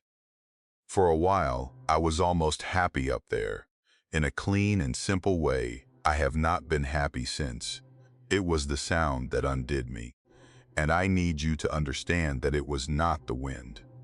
Because the first thing anyone says when I try to tell this is that it was the wind, and I have spent years now living with the knowledge of exactly what wind sounds like, moving through balsam and rock, and this was not that. It always came after midnight, never before. I'd be lying in the narrow bunk, with the window cracked for air, half in sleep, and it would roll up out of the coves from somewhere far below me. A low call. That's the closest word I have. A long, descending tone with a catch in the middle of it, and then a pause, and then it again. And the thing that put the ice in me the very first time was that it had a cadence. It had spacing. It rose and fell in a pattern that repeated, not perfectly, but the way a voice repeats, with small variations, the way a person telling the same story twice will land the beats a little differently each time. It was not any animal I could name. And I had by then learned the whole night chorus of that mountain, the barred owls, the foxes screaming, the bobcat's ugly wail. This sat under all of that. It felt like it was coming up out of the ground itself. And if language were a thing made not of words, but of something older than words, something that had been around to watch the words get invented and had opinions about them, then that is what it sounded like. Like language from before, there were mouths to shape it. The first few nights I told myself stories. Acoustics. Some trick of the coves funneling a far-off sound. A train maybe, though there was no train for 40 miles. A cow. A generator. I lay there each night, building the reasonable explanation, brick by brick. And every night the sound would come and knock the whole wall flat, because reasonable things do not pause to let you answer them. And that was the part I couldn't get around. The pauses. It would call, and then it would wait. A long, deliberate silence, exactly the length of a reply. And then it would call again, a little differently, as though it were adjusting to the fact that no reply had come. I brought it up on the net, carefully, the way you test a floorboard you're not sure will hold. Just casual, just anybody else been hearing anything strange at night, up on the high stations. The silence that came back was its own kind of answer. Then somebody changed the subject too fast. I tried again a few nights later, more direct, and an old boy, 2 ridges over, whose voice I'd come to know keyed up and said, "Real quiet, that some sounds up here you're better off not putting a name to." And then he was gone off the air for the rest of the shift. These were not superstitious men, understand. These were men who'd fought fire, who talked about grim things in flat, plain voices, and they would not talk about this. That told me more than any story could have. It was a ranger named Coy who finally told me, and I think he only did it because he was 3 weeks from retirement and past caring what anybody thought of him. It was the deep middle of a night shift, both of us awake and bored, and the net otherwise dead, and I asked him straight out. He was quiet so long I thought he'd set the handset down. Then he said, "Don't answer it." That was the first thing. Whatever you do, whatever it sounds like it's asking, don't call back. Don't make the sound. I asked him what happened if you did, and he took his time, and he told me about a watcher who'd had my same station years back. A young man, like me, alone up there through a long summer. And along about September, this fellow came walking down off the mountain on his own 2 feet. And by every account, he was unharmed. Not a scratch. But he never spoke another word to any living person for the rest of his life. Not one. And when they went up to clean out the cabin, Coy said, they found the inside walls covered, floor to ceiling, every board, the underside of the bunk, the back of the door, covered in writing. A tight, careful, deliberate hand, thousands and thousands of characters, and not one of them any letter or symbol anyone could read. Not code, not any language a scholar could place. Just writing, like he'd been taking dictation all summer long and finally run out of wall. I asked Coy if he believed it. He said belief didn't have much to do with it. He said, I've heard the thing myself, from a distance, a long time ago, and I got moved to a lower station, and I never once was tempted to find out more. And that's the whole reason I'm alive and boring, and about to go live in Florida. Then he said, good night, son, and mind what I told you. And he signed off, and I sat in that little glass room with the sound rolling up out of the dark, and I did mind him. For a while I did. July went by. August came. And here is the thing that the reasonable people never account for when they hear this story. The thing about being that alone for that long. It wears a groove in you. The loneliness that had come in, slow and gentle, turned, somewhere in there, into something with teeth. I started to feel it as a physical weight, a pressure behind the sternum, a hunger that food didn't touch. I'd catch myself standing at the glass at 3 in the afternoon, having lost an hour with no memory of it. The ravens weren't enough. The voices on the net weren't enough. Faceless and far. I began, God help me, to feel that the only thing on that whole mountain that was reaching out to me, night after patient night, that was calling and waiting and calling again, as if it actually wanted a reply from me specifically, was the one thing I'd been told to never answer. You have to sit with how that works on a person. Every night, something called to me in the dark and waited for me. And I was the loneliest I have ever been in my life. And the one act absolutely forbidden to me was the only act that felt like it might reach across this dark and touch another living thing. I know how it sounds. I knew how it sounded then. I told myself no every single night for weeks. And every night the no got a little softer, a little more like a formality, a thing I said out of habit, while the real part of me leaned toward the window. It was a night in the middle of August. I remember there was no moon. I was half asleep and lonesome past any bearing, past reason, past Coy's dead serious voice, which I could still hear if I tried. And the sound came up out of the coves, and it called, and it left its long, deliberate pause. And I was so tired, and I only wanted for 1 second to not be the only voice on the whole dark mountain. I only wanted to answer, just to feel less alone. That's the whole of it. There was nothing dark in me, no dare, no experiment. Just a boy who wanted to say, here I am, I hear you, I'm here too. I reached over, and I keyed the radio, and I put my mouth close to it, and as near as my human throat could shape it, I made the sound back. The net went dead. Not silent the way it was on a quiet night, with the little hiss of the open channel. Dead. Like the air itself had been taken out of the room, and in that pure and total silence I understood, all at once and far too late, exactly what I had done, and every hair on my body stood up, because I felt the whole mountain change its attention.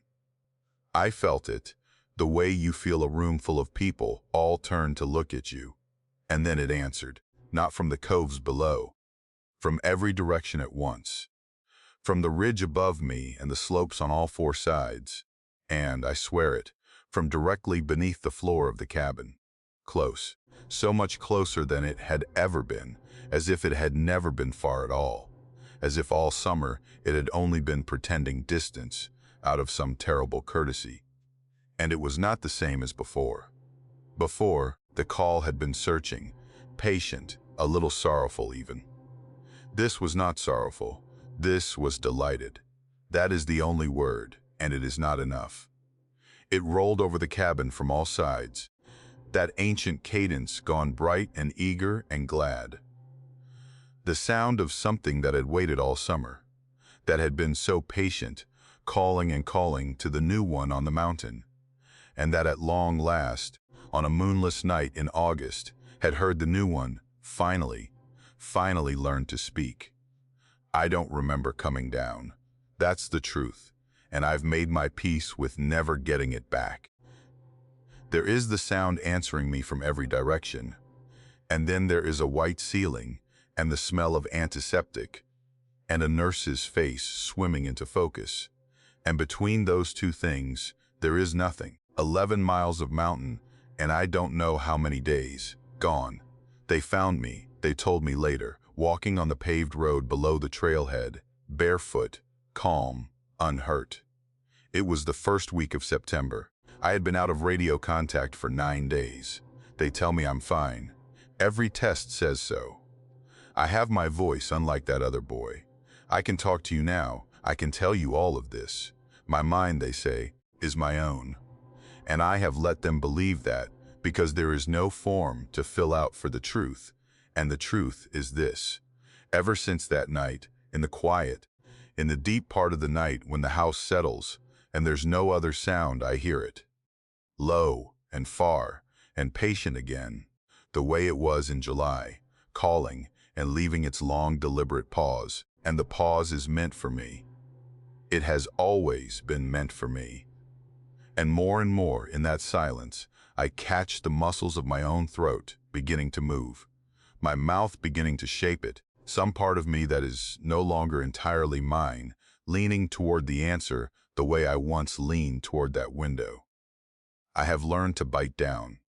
I bite down hard enough to bleed sometimes, and I hold it, and I wait for the morning. But I am so tired, and it is so patient. And it has already heard me learn the word once, and I don't know, in the end, on some quiet night when I'm lonesome past bearing again, how much longer I can keep from saying it back. My father was dying the winter. He asked me to take him up to the cabin, and I want you to understand that I knew he was dying. The doctors knew. He knew, and none of us said the word out loud because saying it made it real in a way we weren't ready for. It was his lungs. Something in his lungs that started as a cough, he blamed on the cold, and ended as a thing that filled him up slow, like a bucket left out in the rain, until he couldn't cross a room without stopping to lean on the furniture and breathe. He'd been a big man once, a strong man, the kind who could split a cord of wood before breakfast and not think much of it, and by that winter, he was a collection of angles under a flannel shirt, and it broke something in me to look at him. So when he asked, in that thin whistling voice he had at the end, if I'd take him up to the family hunting cabin one last time, up in the high country of Avery County, I said yes before he'd even finished the question. You don't refuse a dying man. That's not a thing a son can do and live with afterward. The cabin had been in the family longer than anyone could rightly say.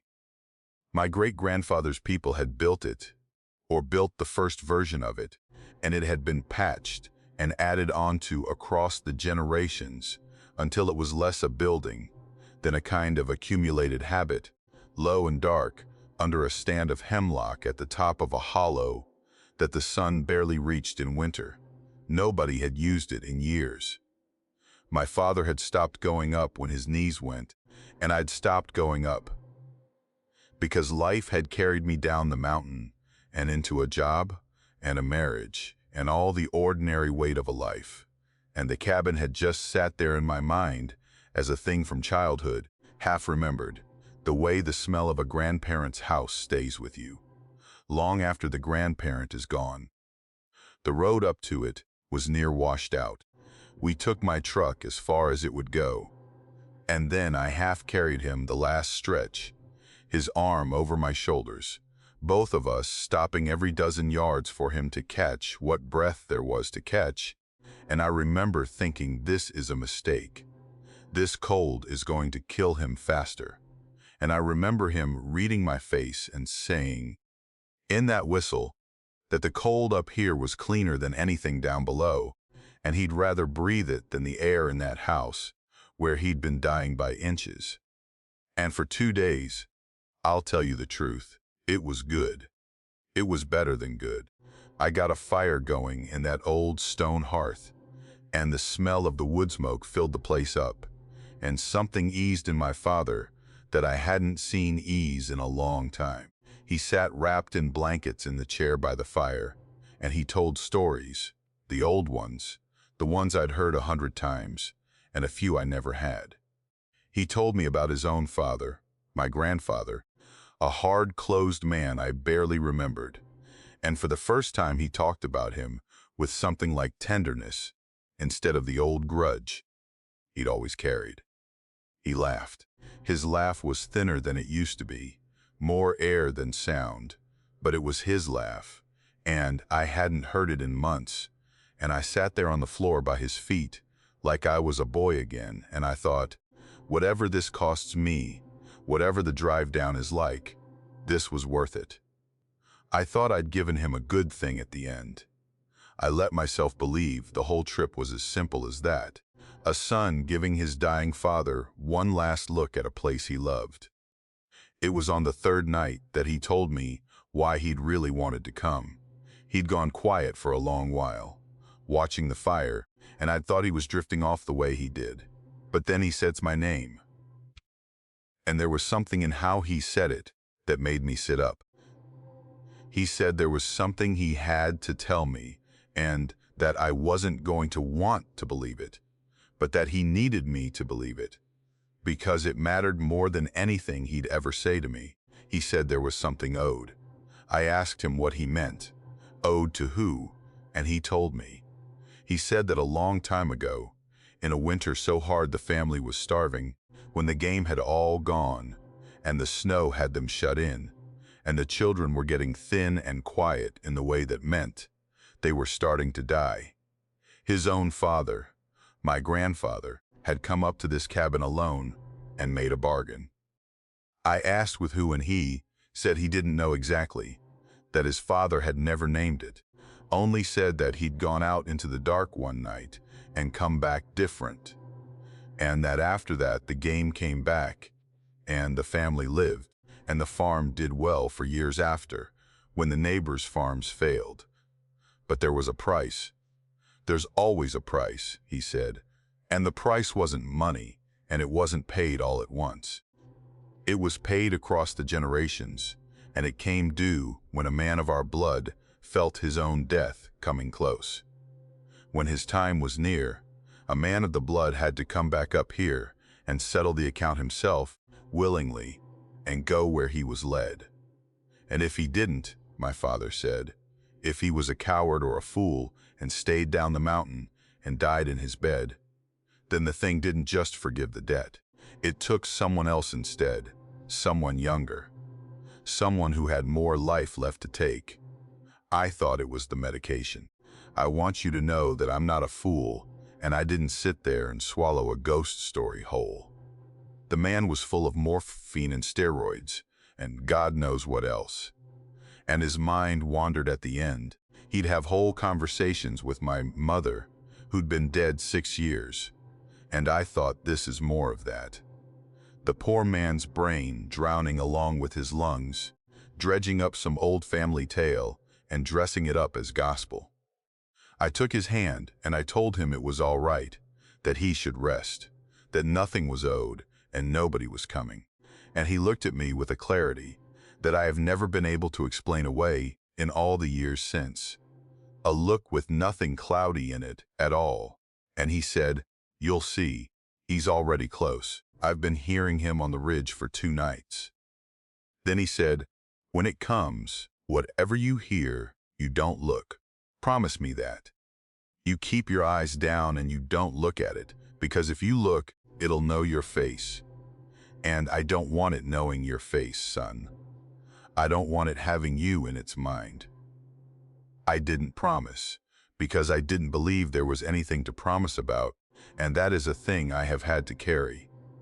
It came to the door at midnight. I know it was midnight, because I'd looked at my watch not a minute before, lying awake on the floor pallet, listening to my father's terrible breathing. And then the breathing changed. It steadied, it deepened, and I heard the ropes of the old bed frame creak. And I sat up, and in the last red light of the fire, I watched my father rise up out of that sickbed and stand. And he stood straight, straighter than I had seen him. Stand in more than a year, his shoulders squared, his head up, like the years and the sickness had been lifted clean off of him, and the sight of it froze me worse than anything, because I knew in my gut, in that instant, that a dying man does not stand like that whatever was letting him stand like that was already in the room with us. He looked down at me, and he said, very softly, "Remember what I told you. Don't look." And then there was a knock at the door. I put my face in my arms. I don't know why I obeyed him, except that some animal part of me had already decided that he was right about everything, and that my life depended on doing exactly as he said. I heard him cross the floor. I heard the latch lift and the door swing open. And the cold came in across the floor and touched me. And under the cold there was a smell. A wet, earthy rot, like the bottom of a spring, like something that had been buried and dug back up. And I heard my father speak. Low, respectful, the way you'd speak to a man you owed money to and feared. And I couldn't make out the words. And then I heard it answer him. I'm not going to try to describe the voice, because there aren't words that would do anything but make it smaller than it was. And I won't make it smaller. I'll only say that it was a voice. It had words in it, and no throat that I would recognize as a throat had made it. My father answered back. And then I heard the two of them turn, and I heard footsteps, his and something else's. And I heard them walk out through the open door together, out onto the snow, and I heard the crunch of it under their feet getting fainter, and I kept my face down, and I did not look. And I have never in my life been so ashamed of anything, and so grateful for it at the same time. In the morning, he was gone. The door stood open, and a drift had come in across the threshold, and the fire was dead, and the cold was absolute. I went out into the clearing calling for him, and that's when I saw the tracks. His tracks, bare feet, his, I knew them, leading out from the door in a straight line into the middle of the clearing. And in the middle of the clearing they stopped. Not trailed off, not scuffed out by wind, not covered over. Stopped. One clean last footprint pressed into the snow. And then nothing, an unbroken white field stretching away on every side. No other track anywhere, not his, not anything's, like he had walked to that exact spot and stepped off the edge of the world, and the world had closed up smooth behind him. I stood there a long time. The snow was fresh and untouched for 100 yards in every direction, and there was no way, there is no way, that a man walks to the center of a field and simply ceases, and I have gone over it, and there is no way. And it happened, and I saw it. I told the sheriff he'd wandered off in the night, confused, and that I'd lost his trail in the snow. They searched. Of course they searched. They never found him, and after a while they stopped, and everyone agreed that a sick old man had gotten confused and walked off into the cold, and that the mountain had taken him the way the mountain takes people. And they were kind about it, and not one of them had seen that last clean footprint and the smooth snow beyond it. I settled his affairs. I sold the house. I did not go back up to the cabin, and I told myself I never would. And I built a life on top of that night, the way you'd build a floor over a hole in the ground, careful never to put my full weight on any one board. I have a son now. He's 9. He's got my father's laugh, which is a strange and beautiful and unbearable thing to hear coming out of a small boy. And these past few months, since about the turn of the year, I've started coughing. It started as a thing I blamed on the cold. A wet sound, down deep. That won't clear no matter what I do. That's there in the morning, and there when I lie down at night, and I've felt myself getting thinner, and I've felt the breath come a little shorter on the stairs. I haven't gone to the doctor. I think I already know what the doctor would say, and I think I've known since the first morning. I coughed and tasted what I tasted. And I lie awake now, the way I lay awake that night on the cabin floor.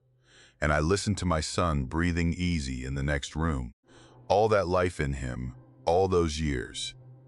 And I think about the high country of Avery County, and the cabin under the hemlocks, and what my father told me about the price, and about what comes due when a man of the blood feels his death getting close, and about who it takes, instead, if that man is a coward.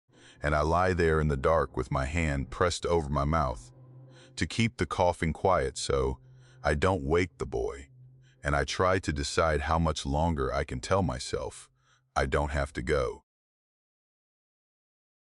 My wife and I bought the old homestead in Ashe County.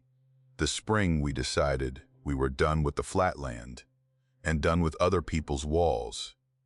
And I remember the drive up to see it the first time, the way the road narrowed and climbed, and the trees closed in over it like hands folding. And I remember Rachel putting her hand on my knee and saying, "This is it. I can feel it," before we'd even seen the place. And when we came around the last bend, and it stood there in a grown-over clearing, sagging and gray, and half swallowed by briar, most people would have seen a ruin and turned around. We saw the chestnut logs. You have to understand what that meant to somebody like us. American chestnut, the real old growth, hand-hewn before the blight killed every last tree of its kind 100 years back. Logs you cannot buy at any price, because there are no more trees to cut them from. Somebody in the 1800s had felled those giants and squared them with an adze and stacked them up into a home. And they were still sound, still solid, the heartwood like iron, under a century of neglect. We meant to save them.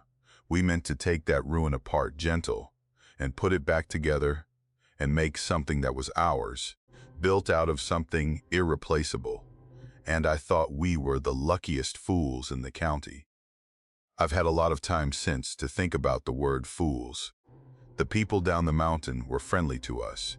At first, the way mountain people are, which is to say polite and watchful and slow to give you much. We'd go down to the little store at the crossroads for supplies and nails and propane, and we'd get to talking, and they were warm enough, asking where we were from and what we meant to do with ourselves up there. But there was a moment, every time, that I didn't understand until much later. They'd ask which property we'd bought, and I'd tell them, the old place up the North Fork, past where the road turns to dirt, the Ledbetter homestead the deed called it, though nobody up there called it that. And every single time, the conversation would change, not dramatically. Nobody gasped or warned us off. They'd just go a little still, and their eyes would move off of mine, and they'd find some reason to talk about the weather or to get back to their business, and the warmth would cool by a few degrees and stay cool. It happened enough times that Rachel noticed it too, and we'd laugh about it on the drive back up. The standoffish old-timers and their superstitions, the way city people laugh at things they've decided in advance, are nothing. We should have listened. I want that carved somewhere. We should have listened to the silence in those people, because it was not ignorance.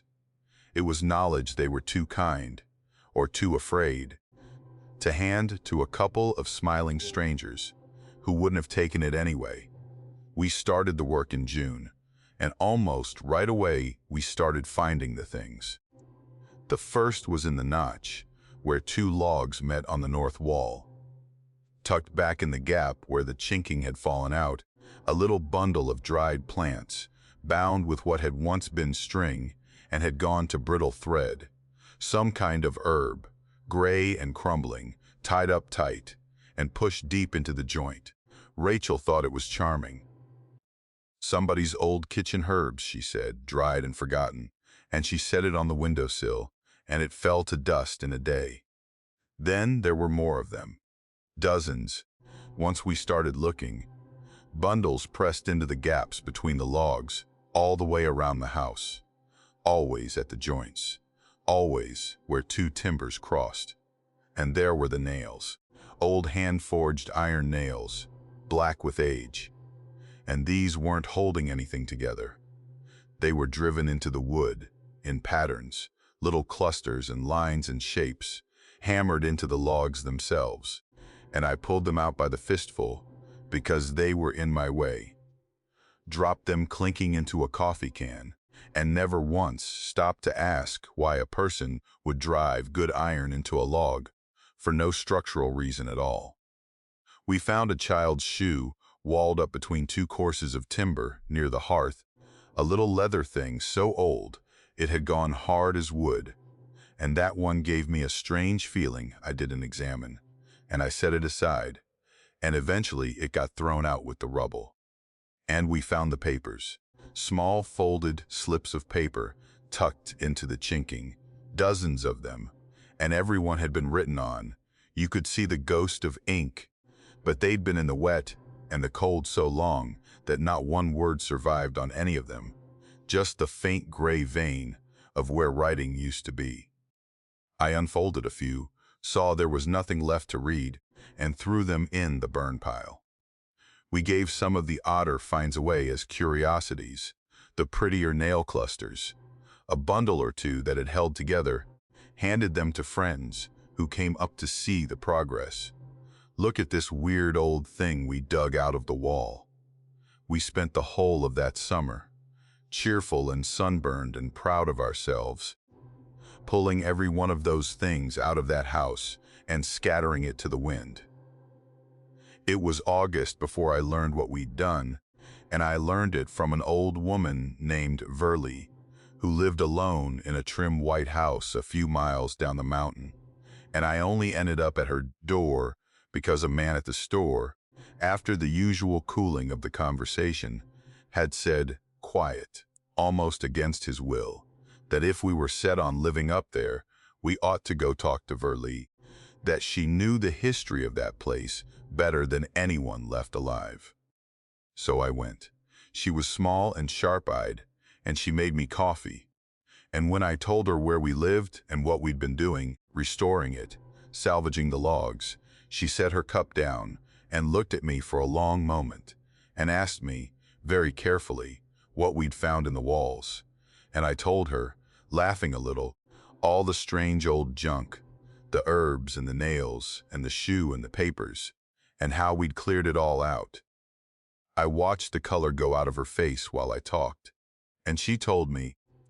She said the family that built that house, the ones whose name was worn off the deed and off the mountain's memory, hadn't built it the way you build a house to live comfortable in. She said they built it to hold a line. Every one of those bundles, she said, every nail driven in a pattern, every scrap of paper with writing on it, had been put there on purpose by people who knew exactly what they were doing, and they'd been added to and kept up and renewed by every family that lived thereafter, generation on generation, because the work was never finished, because the line had to be held. I asked her, held against what? What was it for? And this is the part I have never been able to shake, because I expected her to tell me a story, a clean story, with a name in it and a shape, and instead she said she didn't rightly know, and that the people who'd known were long dead, and that it had been told to her only as this: the cabin was built to keep something out. Or, she said, and here she looked at me very steady, or to keep something in, that she'd heard it told both ways over the years, and never been sure which was true. And I said, surely that matters. Surely that's the whole thing, in or out. And she shook her head slow and said, no, son, that's the part people always fix on, and it's the part that matters least. Because either way, she said, the line was there for a reason, and either way, you've spent a summer pulling it down. I drove home not believing her, exactly, but not disbelieving her either, sitting in that cold, uncertain middle place. And I decided I wouldn't tell Rachel that there was no sense frightening her over an old woman's tale. But I didn't have to tell her, because Rachel had already started sleepwalking. It had begun a week or two before, so quiet. At first I'd half missed it, waking to find her side of the bed cold, and finding her somewhere in the dark house standing still, and I'd steer her back to bed, and in the morning she wouldn't remember. But it got worse after I talked to Verley. Or maybe I only started noticing how bad it was. And it was always the same place she went, the cellar. The oldest part of the whole structure, down under the hearth end of the house, where the walls aren't logs but stacked stone, dry laid, the foundation the first builders put down before they ever raised a single timber. The oldest stones on the property, that's where she goes. I wake, and the bed is cold, and I go down and find the cellar door open, and I go down those stairs with a flashlight, and there she is, my wife, standing barefoot on the packed earth in the dark, facing the far corner where the oldest stones are, and she is talking, whispering, a low, steady murmur, words I can never quite catch, and she'll say a little, and then she'll stop. And she leaves a space. She leaves a gap in her whispering the exact length of a reply. And in that gap, from the corner, from the stones, there is something, I have heard it, a sound that fills the space she leaves, low and dry and patient. And then she answers it, and it answers her, back and forth, the two of them having a conversation in the dark of my own cellar, while my wife sleeps and does not know she's doing it. In the morning, she remembers none of it. She's tired, she says. She's been having strange dreams she can't hold on to. She has no idea, and I haven't told her. God help me, I don't know how to tell her, so I've been trying to fix it. That's what I do now, most days. While she's up in the daylight part of the house not knowing, I go around with the photographs we took over the summer, all those cheerful progress pictures. And I zoom in on the corners of them, looking for the old things in the background, the bundles and the nails, before we pulled them out. I've been trying to put it all back. I've gathered what I could, begged back the curiosities we gave to friends, dried new bundles of the same plants I can identify, forged nothing, but bought old square nails where I could find them, and I've been driving them back into the logs, working from the photos, trying to match the patterns. But I never learned the patterns, that's the thing.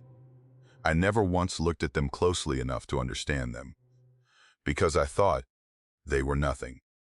And now I'm working from blurry pictures and guesswork. And I know in my gut that I've got some of them wrong. A nail an inch off, a bundle in the wrong joint, a pattern reversed. And here is what I lie awake with now. Here is the thought that sits on my chest in the dark while I listen for the cellar door. That thing down in the stones has been down there a long time, held by hands that knew what they were doing, and it has watched me all summer take its cage apart board by board. And now it watches me trying to build it back, clumsy, guessing, getting it wrong. And it hasn't done anything yet. It waits. It talks to my wife in the night, and it waits. And I think the only reason it waits is that it isn't sure yet whether I'll get the line right or not, and it's being patient, the way something is patient, when it has all the time in the world, and its prey is doing the work of not being sure for it. And I'm afraid that one of these nights I'll drive in the last nail and stand back and know that I've gotten it wrong. And I'm afraid that down in the cellar, in the dark, in the space where my sleeping wife leaves room for it to answer, the thing in the stones will already know it too, and will finally decide that it doesn't have to wait for me anymore.